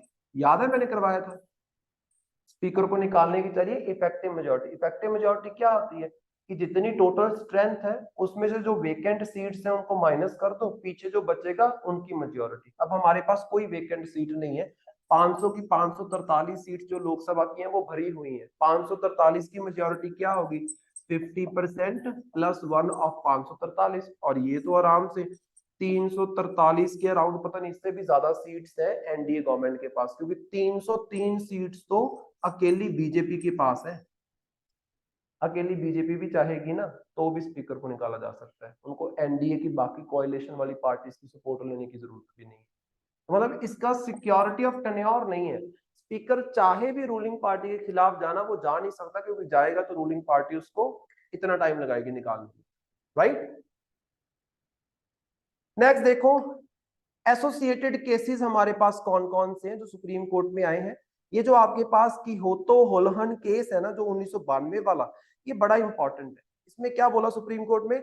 माइनॉरिटी जजेस argued that speaker power to decide on defection undermines the democratic principles.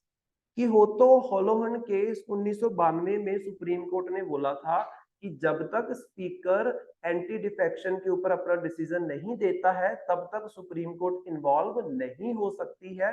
तो यहाँ पे जो जजेस, माइनॉरिटी जजेस मतलब ये जो आपका जज बेंच बना होगा जिसमें वो हार गए जो जजेस, उन्होंने क्या बोला कि ये बहुत बड़ा लांछन है एक तरीके से डेमोक्रेसी के ऊपर, क्योंकि जिस तरीके से स्पीकर अपनी पावर का इस्तेमाल करता है। ये केस मोस्ट इंपॉर्टेंट है, नीचे वाले केसेस को आपने जस्ट रीड आउट करना है, बट की होतो होलहन केस को आपने याद रखना है, क्योंकि ये अक्सर न्यूज में आ जाता है 1992 वाला। आपसे सीधा कोई नहीं पूछेगा कि ये केस किसके रिलेटेड है, बट आप अपने मेंस के आंसर्स में एज ए एग्जांपल लिखोगे तो आपका जो आंसर है वो एनरिच हो जाएगा, और कुछ नहीं है, राइट। देन सुजेशंस क्या है कि कैसे इम्पार्शियलिटी ऑफ स्पीकर को मेंटेन किया जा सकता है। तो नंबर 1 है resignation from the political party. जैसे आपको यूके में देखने को मिलेगा, हालांकि हमने ये सारा सिस्टम यूके से निकाला है।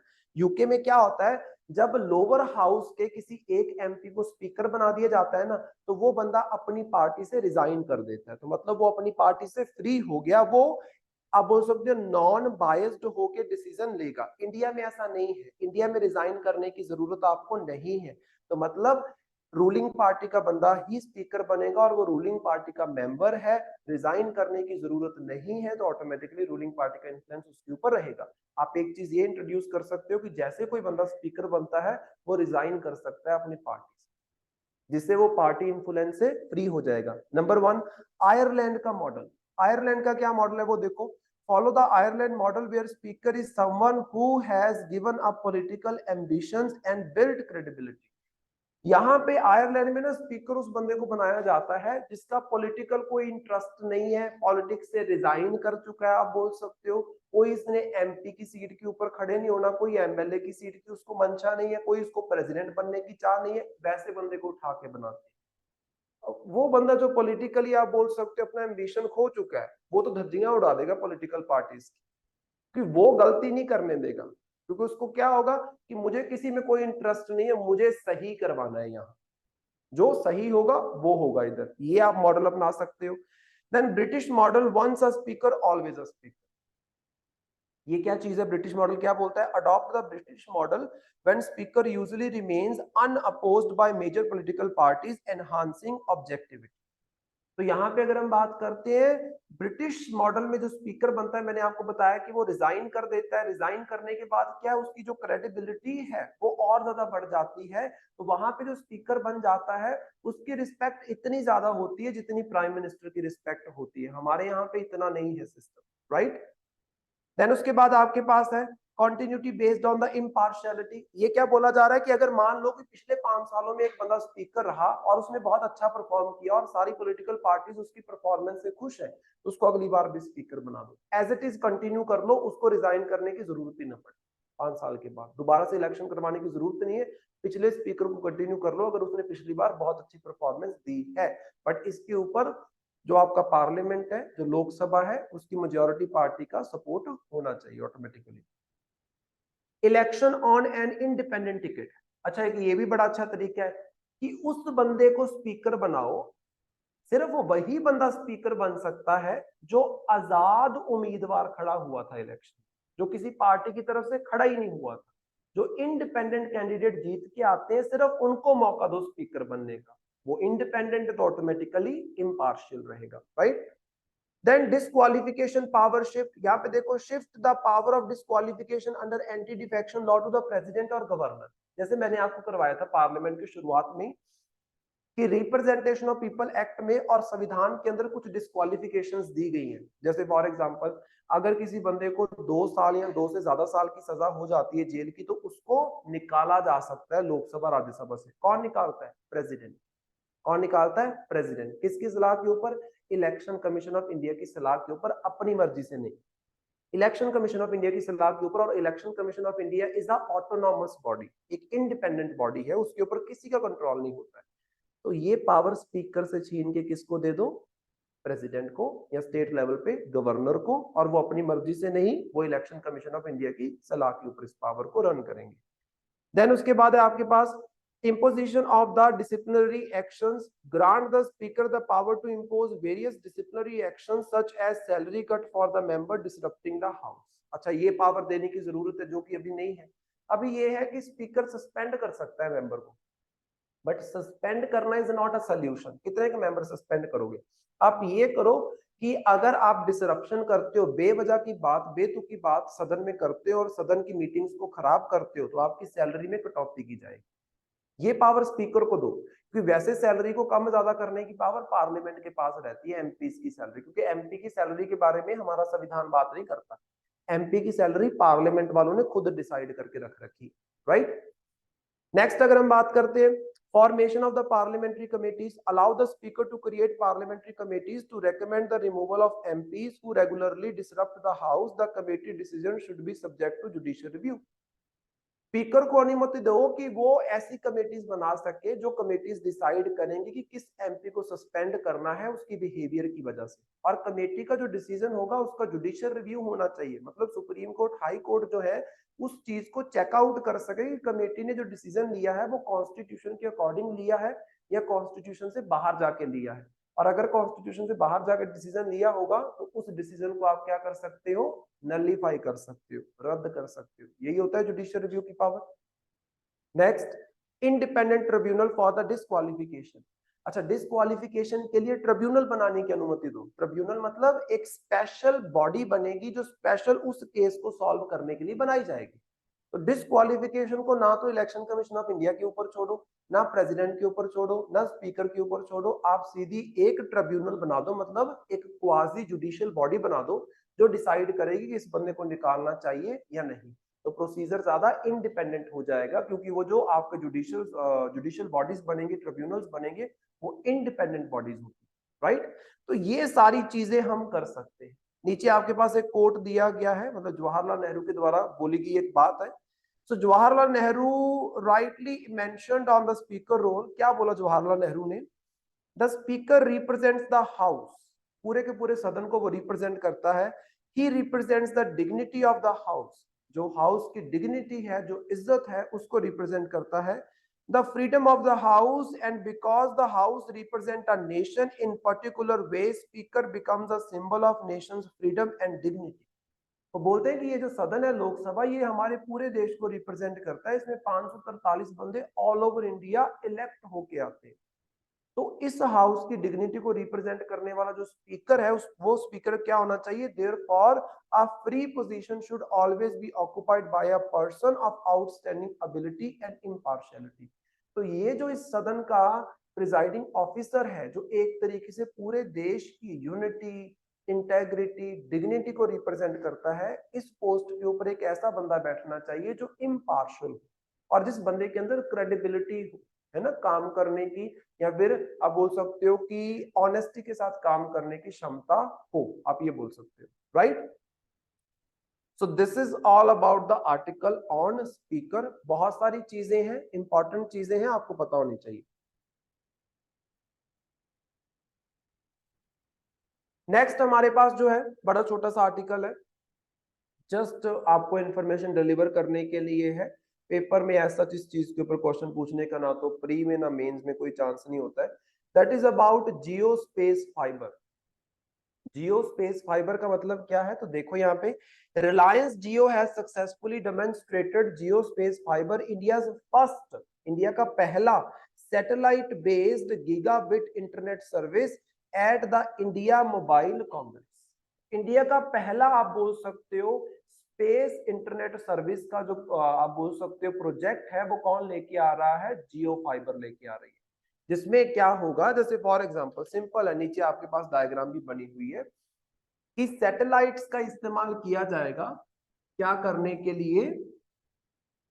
जो आपका इंटरनेट की सर्विसेज है, फैसिलिटीज है, वो प्रोवाइड करने के लिए। आज के टाइम पे अगर हम बात करते हैं तो फाइबर्स का इस्तेमाल किया जाता है इंटरनेट एक जगह से दूसरी जगह ले जाने के लिए। आप किस तरीके से, जैसे कम्युनिकेशन नहीं हम करते हैं कि यहां से आप क्या है सिग्नल छोड़ रहे हो, ऊपर आपकी सैटेलाइट उस सिग्नल को रिसीव कर रही है और ऑल ओवर इंडिया वो सिग्नल क्या है ट्रांसमिट किया जा रहा है।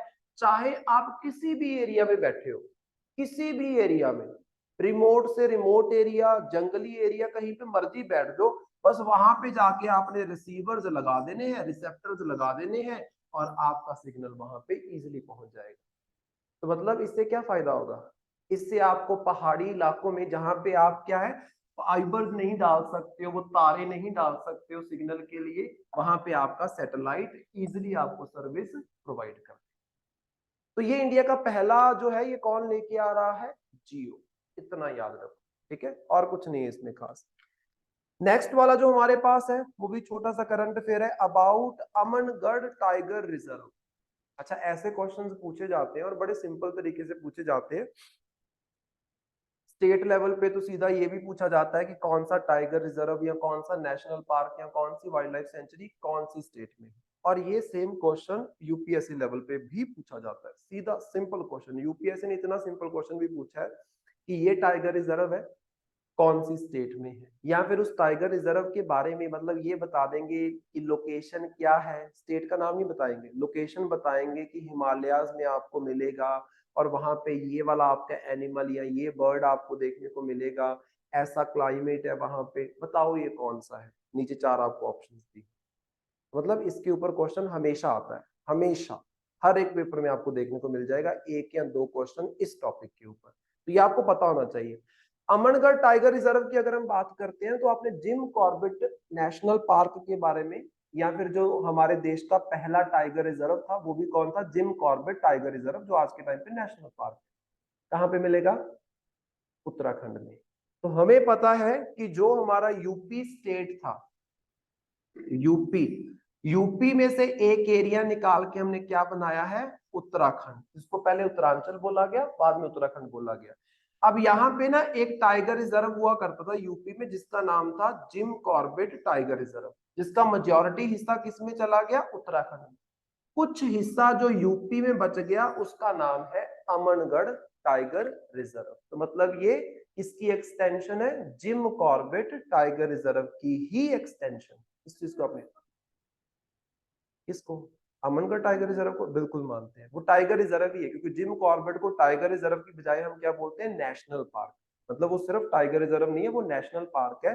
टाइगर रिजर्व और नेशनल पार्क में क्या डिफरेंस होता है, टाइगर रिजर्व जब मैं बोल रहा हूँ तो आप सिर्फ टाइगर के हैबिटेट को वहां पे रिजर्व करने की बात करोगे, जब नेशनल पार्क बोल दिए तो पूरे के पूरे जितने भी स्पीशीज है सबको वहां पे कंजर्व किया जाएगा, चाहे वहां पे लेपर्ड हो, चाहे वहां पे आपके डियर हो, चाहे आपके टाइगर, कुछ मर्जी हो, हर एक को कंजर्व करने की कोशिश की जाएगी, प्लस प्लांट्स को भी कंजर्व करने की कोशिश की जाएगी। Right, that is the meaning of national park, कि पूरे के पूरे हैबिटेट को, पूरे के पूरे इकोसिस्टम को आपने कंजर्व करना है। टाइगर रिजर्व में आप टाइगर पॉपुलेशन को कंजर्व करते हो, राइट। तो यहाँ पे देखो, the Amangarh Tiger Reserve, an extension of the Jim Corbett National Park, has seen a marginal increase in its tiger population. However, this growth in tiger population has had unintended consequences for the leopard in the area. वो क्या रहा है actually, हमारे देश में ना tiger की population बढ़ रही है, ये हमें पता है, हर साल जब आपके पास डाटा आता है कुछ सालों के बाद हमेशा बढ़ जाती है पॉपुलेशन। तो क्या है, ये जो आपका अमनगढ़ वाला एरिया है, अमनगढ़ टाइगर रिजर्व है, इसमें टाइगर की पॉपुलेशन बढ़ रही है, जिसकी वजह से वहां पे जो रहने वाले लेपर्ड्स थे, वो लेपर्ड्स को वो एरिया छोड़ के बाहर जाना पड़ रहा है।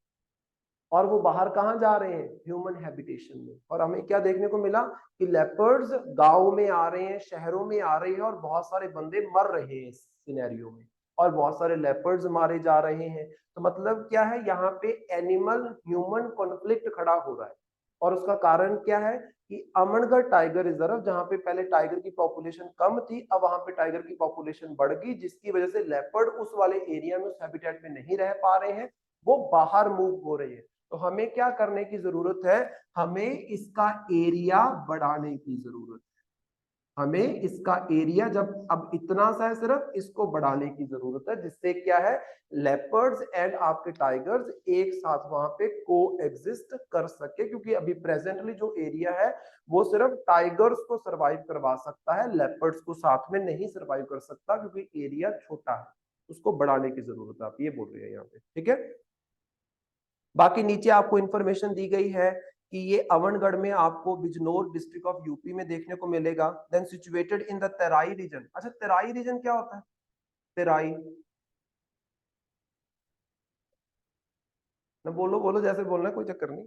तेराई रीजन क्या होता है, मुझे सिर्फ इतना होता है कि मोस्ट सिंपल डेफिनेशन दो, क्योंकि दैट डिसाइड्स कि आप कितना अंडरस्टैंड करते हो उस चीज। मोस्ट सिंपल भाषा में बोलो, क्या होता है तेराई,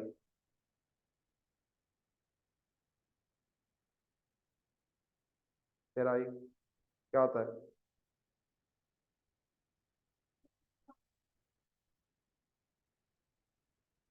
हाँ, फुट हिल्स होती है जो, श्योर, वो होता है तराई, या फुट हिल से थोड़ा सा दूर।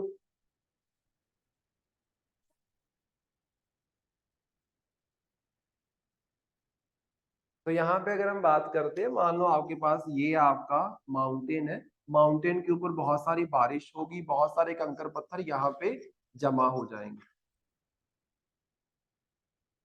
बहुत सारे कंकर पत्थर यहाँ पे जमा हो जाएंगे।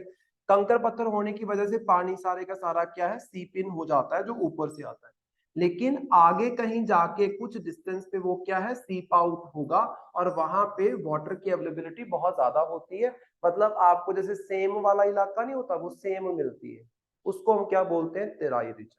उसको क्या बोलते हैं, तेराई रीजन। तेराई रीजन में वाटर की अवेलेबिलिटी बहुत अच्छी है, जिसकी वजह से यहाँ पे जंगलों को नीचे से रूट्स को अच्छा पानी मिलेगा, और अच्छा खासा भरा हुआ जंगल आपको इस एरिया में देखने को मिलता है। उसी तराई रीजन में आपको ये अमनगढ़ टाइगर रिजर्व देखने को मिलेगा, ये जंगल देखने को मिलेगा। तो तराई एरिया में जंगल ज्यादा होता है, इस चीज को आपने याद रखना है। यहाँ पे जंगल नहीं होगा। क्यों नहीं होगा, क्योंकि इस एरिया में पानी नीचे चला जाता है, पानी रिटेन नहीं करता वहां पे, राइट, सीप इन हो जाता है सारे का सारा।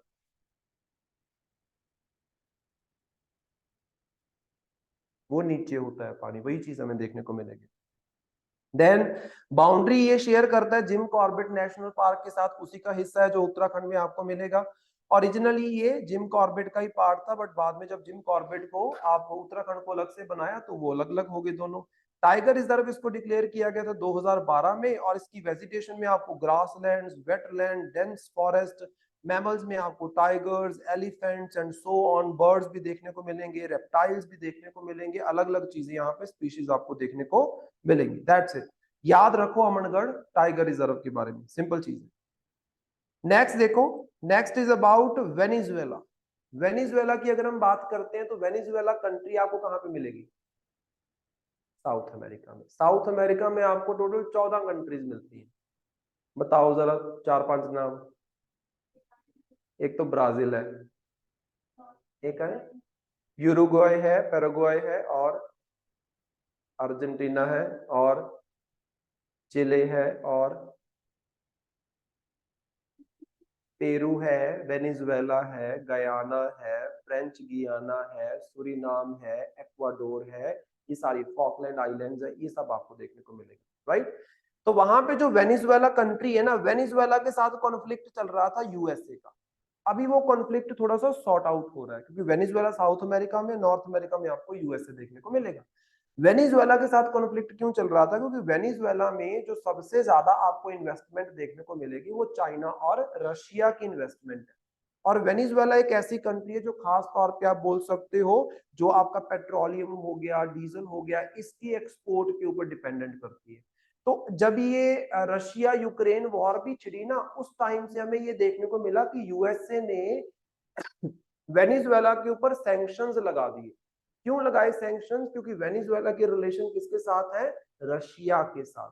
अभी वो सैंक्शंस को यूएसए हटा रहा है, जिसकी वजह से वेनेजुएला की इकोनॉमी में सुधार आपको देखने को मिलेगा। यूएसए की एक ही पॉलिसी हमेशा आपको देखने को मिलेगी, एंड दैट पॉलिसी इज कि जो हमारे सपोर्ट में नहीं है उसके ऊपर सैंक्शंस लगा दो, क्योंकि यूएसए वर्ल्ड की टॉप इकोनॉमीज में आता है।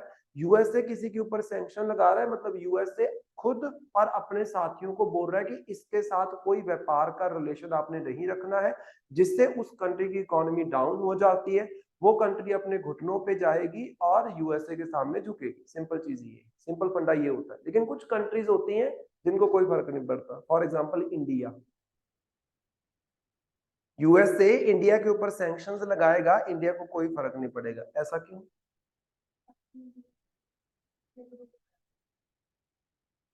सेल्फ रिलायंट बन रहा है, अच्छा ठीक है। और मैंने ये बात बताई है, मैं इसलिए पूछ रहा हूं।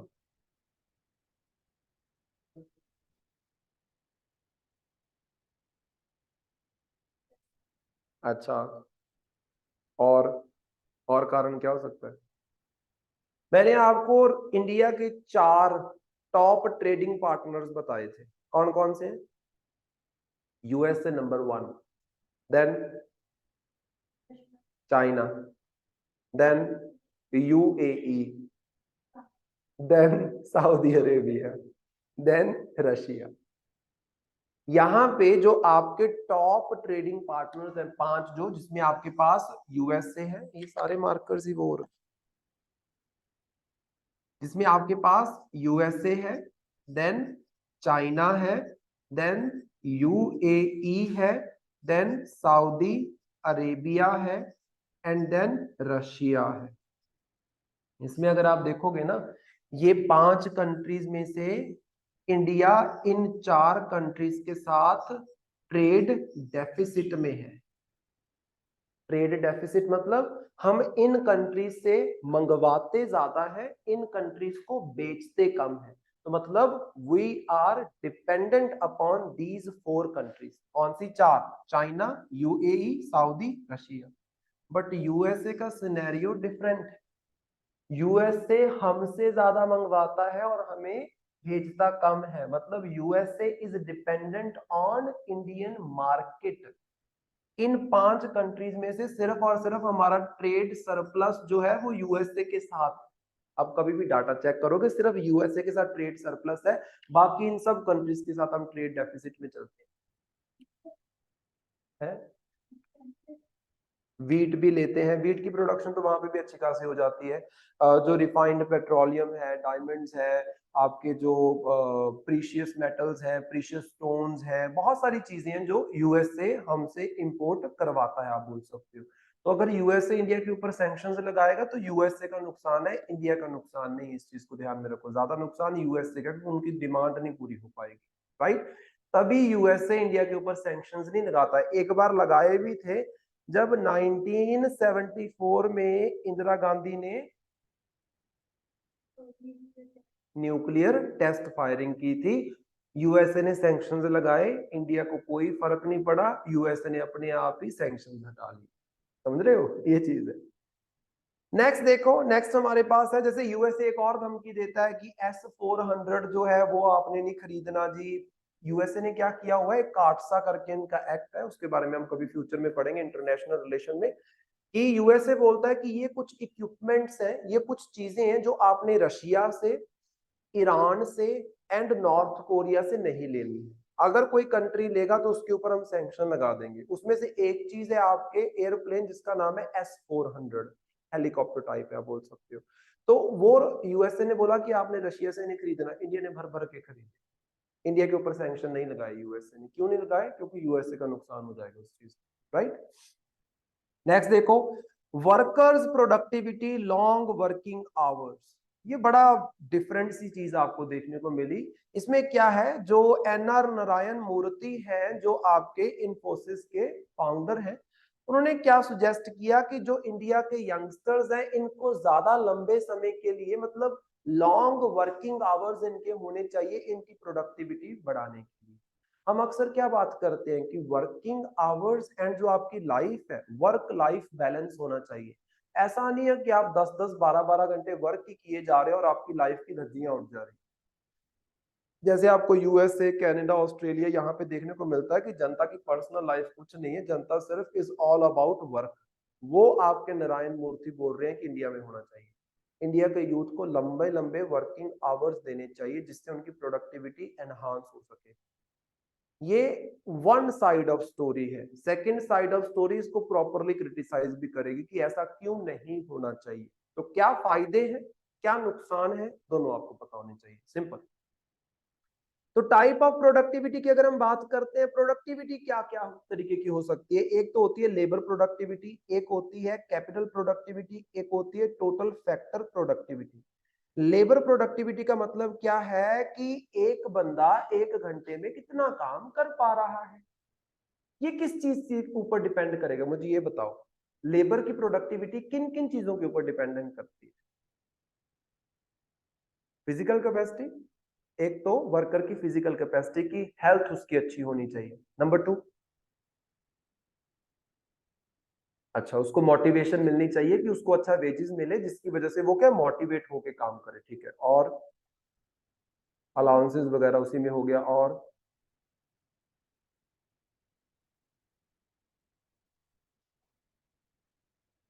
मोटिवेशन हो गया, ओके। और दिस इज वेरी इंपॉर्टेंट, उसको अच्छी टेक्नोलॉजी दो ना। अगर आप वर्कर से अच्छा काम करवाना चाहते हो, उसको अच्छी टेक्नोलॉजी दो। आप ये रोए जा रहे हो कि वर्कर 1 घंटे में प्रॉपर प्रोडक्टिविटी नहीं दे रहा क्योंकि आपकी टेक्नोलॉजी में गड़बड़ है, तो वो क्या कर सकता है, और क्या हो सकता है? ट्रेनिंग दो उसको, स्किल प्रोवाइड करो, मतलब there is lot many things जो डिसाइड करेंगी कि वर्कर की प्रोडक्टिविटी कितनी होगी। बहुत सारी चीजें होती हैं, आप सीधा ये नहीं बोल सकते कि वर्कर की प्रोडक्टिविटी अच्छी नहीं है वर्कर की वजह से, ये बहुत गलत होगा ये बोलना। उसके पीछे बहुत सारे कारण होते हैं, उन कारणों को सुधार दो, उसकी प्रोडक्टिविटी अपने आप सुधर जाएगी। नंबर 2 होती है कैपिटल प्रोडक्टिविटी। कैपिटल का मतलब होता है, कैपिटल क्या होता है? सिर्फ पूंजी। हम्म। ओके, उस इन्वेस्टमेंट में क्या क्या चीजें हो सकती हैं? मशीनरी हो सकती है, लैंड हो सकती है, पैसा हो सकता है, कुछ भी हो सकता है। तो मतलब वो इन्वेस्टमेंट जो आप कुछ प्रोड्यूस करने के लिए कर रहे हो, that is called as capital, capital investment. तो वो कैपिटल प्रोडक्टिविटी क्या होगी कि आपकी जो इन्वेस्टमेंट है वो कितना प्रोड्यूस कर पा रही है। अब ये डिपेंड करेगा कि अगर आपने कोई मशीनरी इंट्रोड्यूस की है तो वो मशीनरी किस क्वालिटी की है, अगर आपने पैसा वहां पे लगाया है तो किस बिजनेस में पैसा लगाया है, किस लेवल पे पैसा लगाया है, हर एक चीज के ऊपर डिपेंडेंट करेगी उसकी प्रोडक्टिविटी, है ना। थर्ड है आपके पास total factor productivity, accounts for the output growth beyond labour and capital, are often associated with innovation, efficiency, technological progress. तीसरी प्रोडक्टिविटी है कि आपके देश में टेक्नोलॉजी का क्या लेवल है, इनोवेशन कितनी अच्छी हो रही है। जैसे रिसेंटली आपके पास वर्ल्ड इनोवेशन इंडेक्स आया, उसमें इंडिया का रैंक जो रहा है वो रहा है 40th रैंक, 40th इंडिया का रैंक रहा है 40th रैंक। और अगर हम बात करते हैं 2015 में, 2015 में था 81st रैंक, और 2022 में भी 40th था, 2023 में भी 40th रैंक। इंडिया ने बहुत बड़ा जंप लिया है किसमें, इनोवेशन में। तो मतलब हमारी टोटल फैक्टर प्रोडक्टिविटी अच्छी हो रही है, इनोवेशन अच्छी हो रही है, रिसर्च अच्छी हो रही है, और टेक्नोलॉजी बेहतर होती जा रही है दिन प्रति दिन। अब यहाँ पे देखो benefits of long working hours क्या होंगे, बहुत सारी चीजें हैं, जस्ट पढ़ने की चीज है। इकोनॉमी में क्या होगा, ज्यादा लंबे समय के लिए वर्कर्स काम करेंगे तो जीडीपी ग्रोथ ज्यादा हो जाएगी, मतलब प्रोडक्शन ज्यादा बढ़ जाएगी। Enhanced competitiveness in the global scale, world level पे कम्पिटिटिवनेस मतलब कंपटीशन बढ़ जाएगा, क्योंकि हर एक कंट्री में प्रोडक्शन बढ़ती चली जाएगी, इकोनॉमी स्ट्रांग होती जाएंगी। Then expansion of the employment opportunities, आपके पास एम्प्लॉयमेंट के, अगर कोई बंदा बोले कि मैं 12 घंटे के लिए लगातार काम कर सकता हूं तो ऑटोमेटिकली सारी कंपनियां बोलेंगी मेरे पास आ, मेरे पास आ, है ना। देन आपके पास है potential for the high tax revenues for the government, अगर ज्यादा प्रोडक्शन होगी, ज्यादा टैक्स प्रोड्यूस होगा, सरकार की जेब में पैसा ज्यादा आएगा। तो इस तरीके से बिजनेस लेवल पे, इंडिविजुअल लेवल पे, सोसाइटल लेवल पे क्या क्या बेनिफिट्स आपको होने वाले हैं, जस्ट आपने इसको रीड आउट कर लेना है, ज्यादा कुछ इसमें नहीं है। देन आपके पास इंपॉर्टेंट आता है demerits of the long working hours. वही तो हमने क्रिटिसाइज करना है इस चीज को कि डीमेरिट्स क्या हो सकती है। इकोनॉमिक लेवल पे क्या होगा, decreased worker productivity and burn. अगर लंबे समय के लिए वर्कर काम करेगा तो ऑटोमेटिकली फिजिकली भी और मेंटली भी वो स्ट्रेस आउट हो जाएगा, वो थक जाएगा, उसकी प्रोडक्टिविटी रिड्यूस हो जाएगी।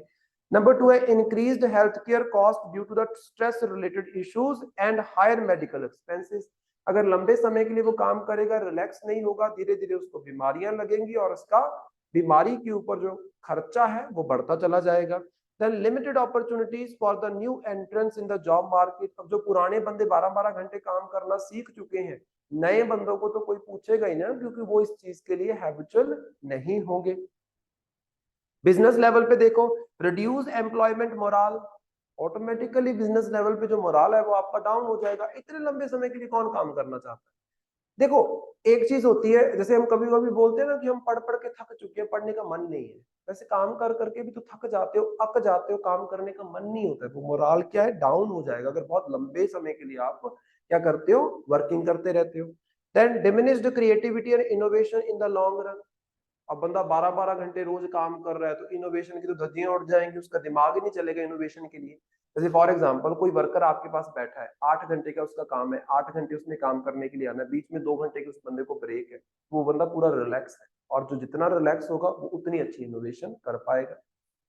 Then greater absenteeism due to the health and personal issues, more sick leaves request, automatically बीमारियां लगेंगी, ज्यादा सिक लीव्स होंगी, ज्यादा एब्सेंटीज आपको देखने को मिलेंगी।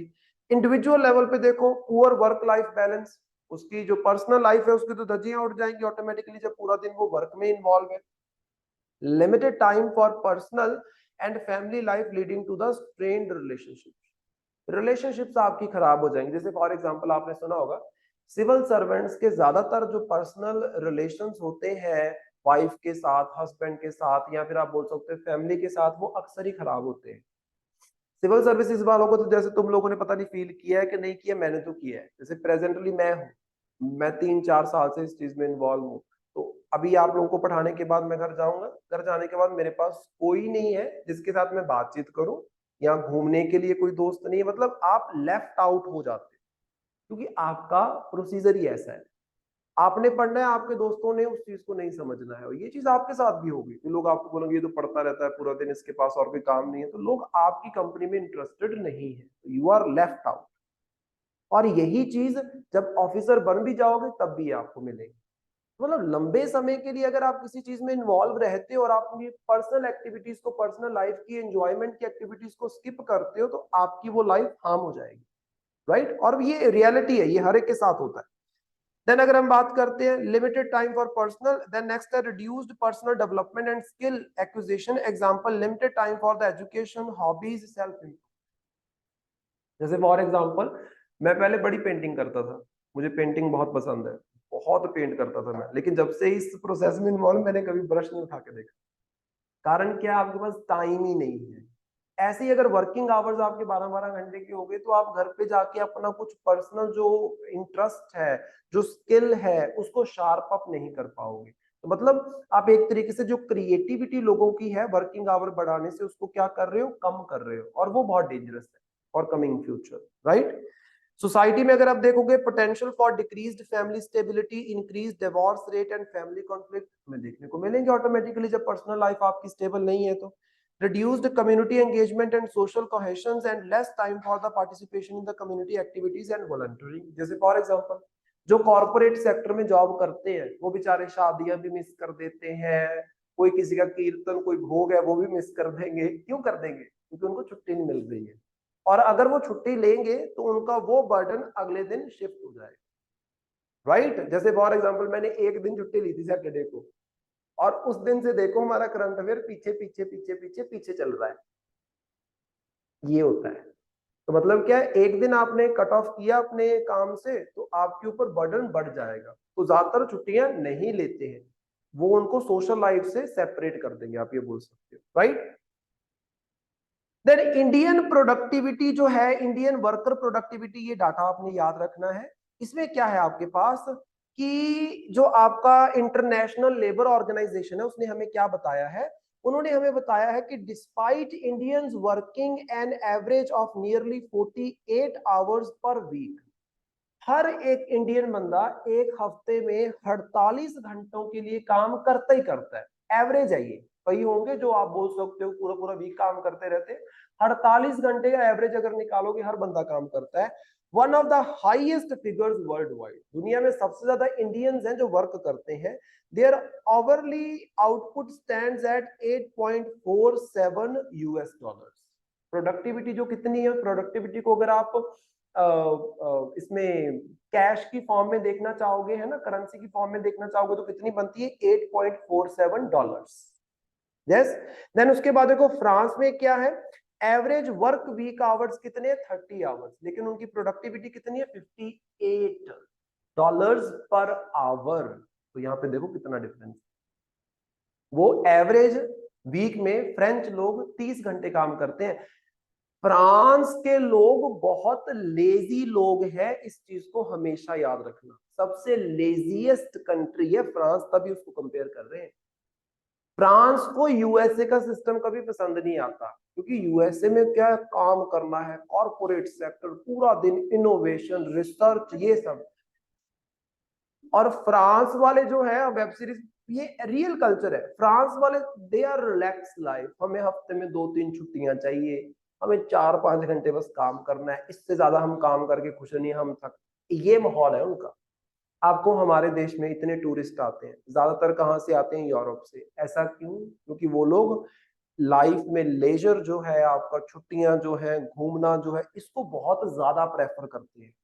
यूएसए से आपको कभी टूरिस्ट नहीं देखने को मिलेंगे, वो लगे हुए काम करने में, काम करना है। इंडिया वाले कितने टूरिस्ट बनते हैं, आप खुद सोचो, है ना। तो इसका कारण ये रहता है। नेक्स्ट अगर हम बात करते हैं, how the productivity of Indian workers can be improved without increasing the number of working hours, ये इंपॉर्टेंट है, इसको आपने देखना है। तो कैसे हम क्या क्या करके इंडिया के वर्कर्स की प्रोडक्टिविटी को बढ़ा सकते हैं, वर्किंग आवर्स बढ़ाए बिना। वर्किंग आवर्स मत बढ़ाओ, वैसे कैसे बढ़ा सकते हैं? नंबर वन, टेक्नोलॉजिकल अडॉप्शन, अच्छी टेक्नोलॉजी उनको प्रोवाइड करो वर्कर्स को, उनकी प्रोडक्टिविटी बढ़ेगी। देन स्किल एनहांसमेंट, उनको अच्छा स्किल प्रोवाइड करो, उनकी प्रोडक्टिविटी बढ़ेगी। बेटर वर्क लाइफ बैलेंस, उनको प्रॉपर टाइम दो, छुट्टियां दो, आप बोल सकते हो सिक लीव्स दो उनको, कोई फंक्शन आता है, कोई दिवाली आती है, लीव्स दो उनको, जिससे क्या वो वर्क लाइफ को बैलेंस कर सके, आप बोल सकते हो। तो मतलब मेंटली वो बंदा स्टेबल रहे। इंफ्रास्ट्रक्चरल अपग्रेड, कई बार इंफ्रास्ट्रक्चर में गड़बड़ होता है कि जहां पे वो वर्क कर रहे हैं वो प्रॉपर इंफ्रास्ट्रक्चर उनको प्रोवाइड नहीं हो पा रहा है, तो वर्किंग आपकी प्रोडक्टिविटी कहां से आएगी? इनोवेशन, रिसर्च डेवलपमेंट करवाने की जरूरत है, इंसेंटिव्स देने की जरूरत है, अच्छा काम किया है तो इंसेंटिव्स भी देने चाहिए जो उसको मोटिवेट करेंगे। कोलैबोरेटिव कल्चर बिल्डअप करने की जरूरत है, मतलब टीम वर्क जो होता है ना, मिलके काम करना, क्योंकि उससे क्या है, प्रोडक्टिविटी एनहांस हो जाती है आपकी, वो आपको लेके आने की जरूरत है। सक्सेस का मतलब चेंज करने की जरूरत है, this is very important. Success की definition person to person vary करेगी।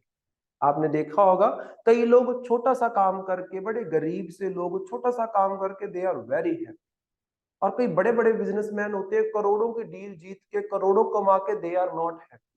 तो there is a different definition, person to person vary करती है आपकी डेफिनेशन सक्सेस की। तो सक्सेस को थोड़ा नॉर्मलाइज करने की जरूरत है। सक्सेस को आपने बहुत बड़ी चीज बना रखा है और लोग उस चक्कर में अपनी पूरी लाइफ ही गवा देते हैं, आप ये बोल सकते हो, है ना।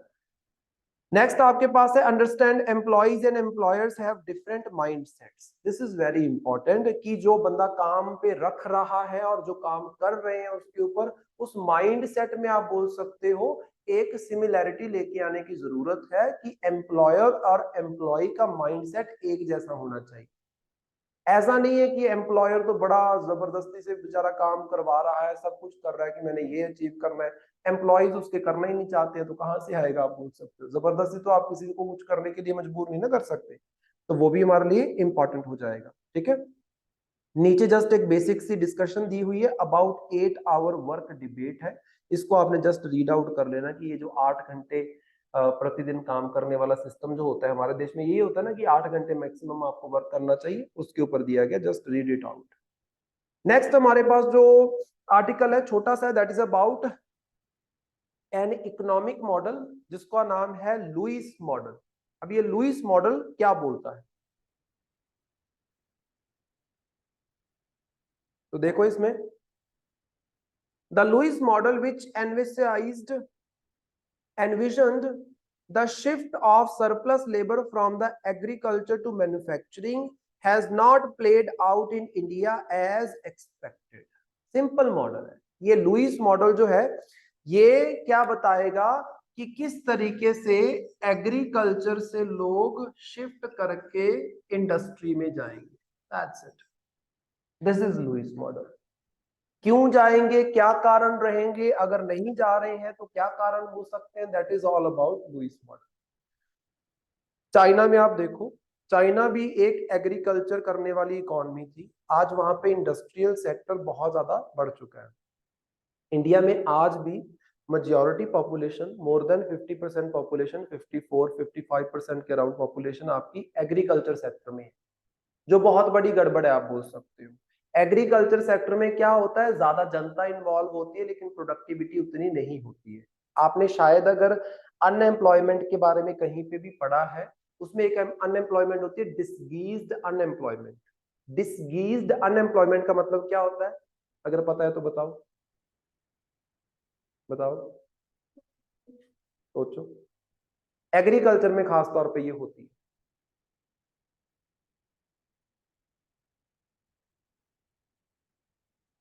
हाँ, कि काम वो एक बंदे का है, कर 5 रहे हैं, काम एक करेगा फिर भी उतनी प्रोडक्टिविटी आएगी, 5 करेंगे फिर भी उतनी प्रोडक्टिविटी आएगी। तो मतलब मान लो 1 एकड़ जमीन है, एक बंदा आसानी से संभाल सकता है, उसको संभालने के लिए 5 के 5 फैमिली मेंबर लगे हुए हैं, तो वो जो 4 एक्स्ट्रा लगे हुए हैं वो क्या है, डिस्कीज्ड अनएम्प्लॉयमेंट। राइट। तो उन्हीं सब चीजों के बारे में लुईस मॉडल जो है ये बात करेगा। तो देखो यहाँ पे, the Lewis model developed by economist William Arthur Lewis proposed that in underdeveloped countries with the surplus of low wage labor in agriculture, industrialization could lead to the economic growth. इसमें क्या बताया गया कि जो आपकी अंडर डेवलप्ड कंट्रीज है, जो मतलब थर्ड वर्ल्ड की कंट्रीज है, वहां पे ज्यादातर लोग, जनता जो है वो एग्रीकल्चर में इन्वॉल्व है। वहां पे इंडस्ट्रियलाइजेशन अगर आप करवाओगे तो वो कंट्रीज की ग्रोथ हो सकती है, क्योंकि जनता एग्रीकल्चर छोड़ के इंडस्ट्रीज की तरफ जाएगी। चाइना इसकी सबसे बड़ी एग्जांपल है, लेकिन इंडिया में ये चीज अभी तक पॉसिबल नहीं हो पाई। This model suggests that as long as the wages in the industrial sector are marginally higher than the subsistence wages in the agriculture, surplus labor can transition to the industrial sector, boosting the economic development. क्या बोला जा रहा है कि अगर industry जो आप लगा रहे हो उसमें अच्छे वेजेस मिल रहे हैं एज कंपेयर टू एग्रीकल्चर, तो ऑटोमेटिकली जनता एग्रीकल्चर छोड़ के इंडस्ट्री में जाना चाहेगी। इसका मतलब ये नहीं है कि आप अपना खेत छोड़ के इंडस्ट्री में जाके जॉब करोगे, इसका मतलब ये है कि आप अपने खेत में एक इंडस्ट्री खड़ी करोगे। इसका मतलब ये है कि आप अनाज की खेती करने की बजाय उस खेती के साथ साथ अनाज से आटा, ब्रेड, बिस्किट बनाने वाली इंडस्ट्री भी खुद ही लगा लो। That is the meaning of transition. इसका मतलब ये नहीं कि आप नौकरियां ढूंढने के लिए इंडस्ट्री में चले जाओ, ये इसका मतलब नहीं है। जनता ये समझ जाए कि सिर्फ खेती करने की बजाय जितना हमें पैसा खेती से आ रहा है, अगर उस खेती के साथ हम कोई बिजनेस ओपन कर ले तो हमारी इनकम डबल हो जाएगी। This is the meaning of Lewis model. इस चीज को ध्यान में रखना, right. Why does this model work in China but not in India? क्या कारण रहे हैं कि चाइना में ये मॉडल बहुत अच्छे से सक्सेसफुली वर्क किया, इंडिया में नहीं? The Lewis model worked in China but has faced challenges in India due to differences in industrialization, technological advancement and labor transition. देखो, चाइना में जिस लेवल पे आप बोल सकते हो टेक्नोलॉजी डेवलप हुई है, टेक्नोलॉजी के ऊपर खर्चा किया गया, वो इंडिया अब करना स्टार्ट किया है। तो ऑटोमेटिकली वहां पे इंडस्ट्री में जो आपका वेजेस है या फिर इंडस्ट्री में जो आपका प्रॉफिट है वो भी बहुत ज्यादा हमें इंडिया में देखने को नहीं मिलता, लेकिन चाइना में बहुत अच्छा देखने को मिलता है। इसलिए लोग ज्यादातर इंडस्ट्री प्रेफर करते हैं, right. In China, the model was successful because of the ability to absorb massive surplus rural labor force, turning China into world factory. China ने बहुत ही अच्छे से अपनी पॉपुलेशन का इस्तेमाल किया और चाइना में दुनिया भर की प्रोडक्शन होती है। चाइना में दुनिया भर की कंपनीज आके अपने प्लांट लगाती हैं। क्यों लगाती है? क्योंकि चाइना में सस्ती लेबर आपको मिल जाती है। इंडिया में यही एक्सपेक्टेशन है कि हमारे पास 60% जो जनता है वो यंग जनता है। तो यहाँ पे इंडिया यही एक्सपेक्ट कर रहा है कि अगले 2050 तक हमारे यहाँ पे बहुत सारी प्रोडक्शन होनी चाहिए, क्योंकि हमारे पास यंगस्टर्स हैं, चाइना के पास नहीं है अभी youngsters. In contrast, India faces hurdles in implementing Lewis model because manufacturing is becoming more capital intensive and reliant on the labor displacing technologies like robotics and artificial intelligence. This shift limits the ability of labor intensive industries to absorb surplus agricultural labor. हमारे देश में क्या हो रहा है? हमारे देश में उल्टा चल रहा है। चाइना ने अपनी जनता का इस्तेमाल करके अपनी इंडस्ट्रीज को खड़ा किया, हम लोग ऑटोमेटिक टेक्नोलॉजी का इस्तेमाल करके इंडस्ट्रीज लगा रहे हैं। जैसी इंडस्ट्रीज इंडिया लगा रहा है ना, उसमें लेबर की जरूरत नहीं है, तो वो लेबर तो एग्रीकल्चर में बैठी रहेगी, आप बोल सकते हो। तो आप ऐसी इंडस्ट्रीज लगाओ जिसमें लेबर की इन्वॉल्वमेंट हो, जैसे लेदर इंडस्ट्री है, टेक्सटाइल इंडस्ट्री है। ये दो ऐसी इंडस्ट्रीज हैं जो सबसे ज्यादा जनता को एम्प्लॉयमेंट प्रोवाइड करती है। तो हमारे देश में लेदर एंड टेक्सटाइल के बिजनेस को बढ़ाने की जरूरत है, अगर आप लेबर को एग्रीकल्चर से निकाल के इंडस्ट्री में इन्वॉल्व करना चाहते हो। अभी इंडस्ट्रीज में हमारे पास जॉब नहीं है, चलो बंदे जॉब करना चाहते हैं इंडस्ट्री में जाके, लेकिन उनके पास जॉब नहीं है। इंडस्ट्री लगाना चाहते हैं लेकिन वो ऑटोमेटिक मशीन्स के लिए पैसा नहीं है, आप बोल सकते हो। तो गड़बड़ तो वहां पे आ गई ना। तो आप इंडस्ट्री, चाइना ने ऐसी इंडस्ट्रीज को सपोर्ट किया है जहां पे उनकी लेबर को वर्क मिल सके। लेबर ओरिएंटेड इंडस्ट्रीज को चाइना ने सपोर्ट किया है। इंडिया क्या कर रहा है? टेक्नोलॉजी ओरिएंटेड इंडस्ट्रीज को सपोर्ट कर रहा है, right. Next, additionally India is experiencing disguised unemployment in agriculture sector which complicates the labour transition. हमारे यहाँ पे कल्चर ही ये है।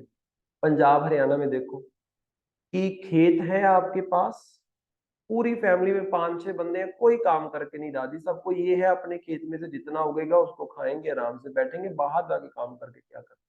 मेरे साथ के खुद बहुत सारे मतलब ऐसे मेरे दोस्त रहे हैं जिन्होंने बीएससी की, एमएससी की और उसके बाद कहीं जॉब के लिए ट्राई भी नहीं किया, क्योंकि उनको ये था कि हमारे खेत है, वहां पे प्रोडक्शन हो रही है, तो हमें क्या जरूरत है। वो इस तरीके से नहीं सोचते हैं कि हमारे पास एक एक्स्ट्रा सोर्स ऑफ इनकम आ जाएगा, जो कि हमें सोचना चाहिए, जो मेजोरिटी बच्चे नहीं सोचते हैं। एक्चुअली इसकी प्रॉब्लम आपको पंजाब हरियाणा में तो बहुत ज्यादा देखने को मिलेगी, right.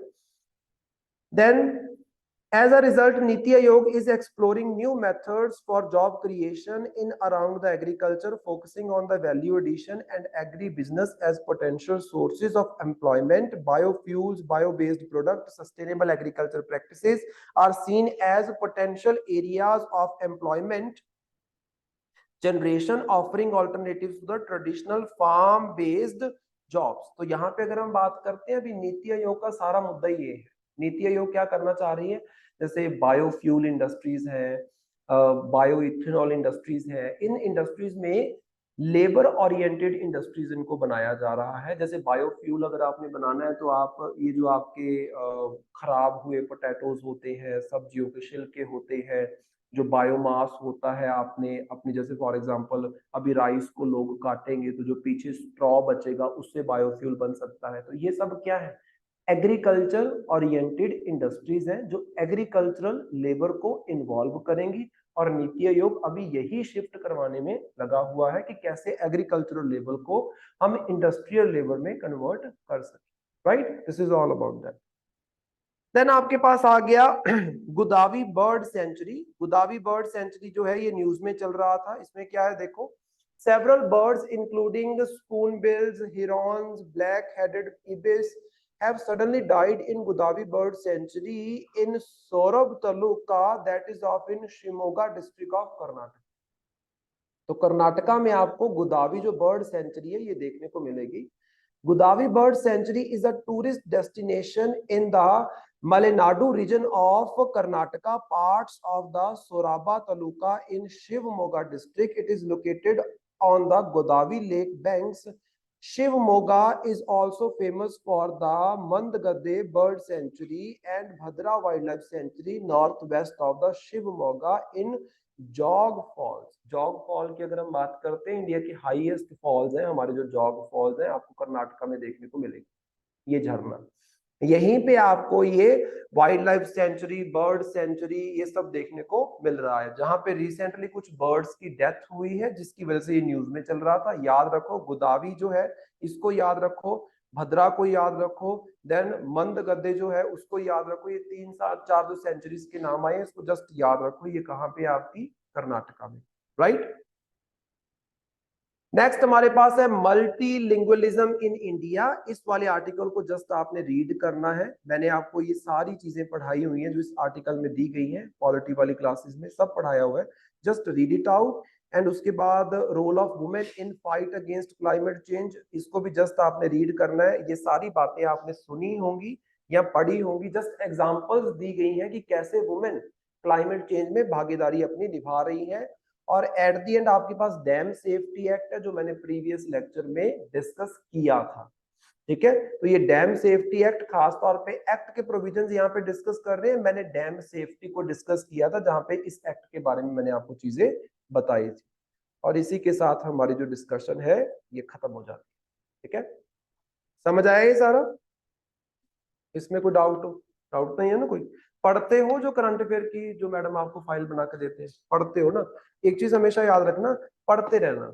It is all about अपनी अंडरस्टैंडिंग को बिल्डअप करना। मैं ये नहीं बोल रहा हूँ कि रट्टे लगा लो, बट आपने अपनी अंडरस्टैंडिंग को इस लेवल पे जाना है कि आपके सामने कोई भी आर्टिकल आए, कोई भी आपके सामने बुक आए, आप उसको पढ़ो बिना किसी के समझाए, आपको वो समझ आनी चाहिए। That's it.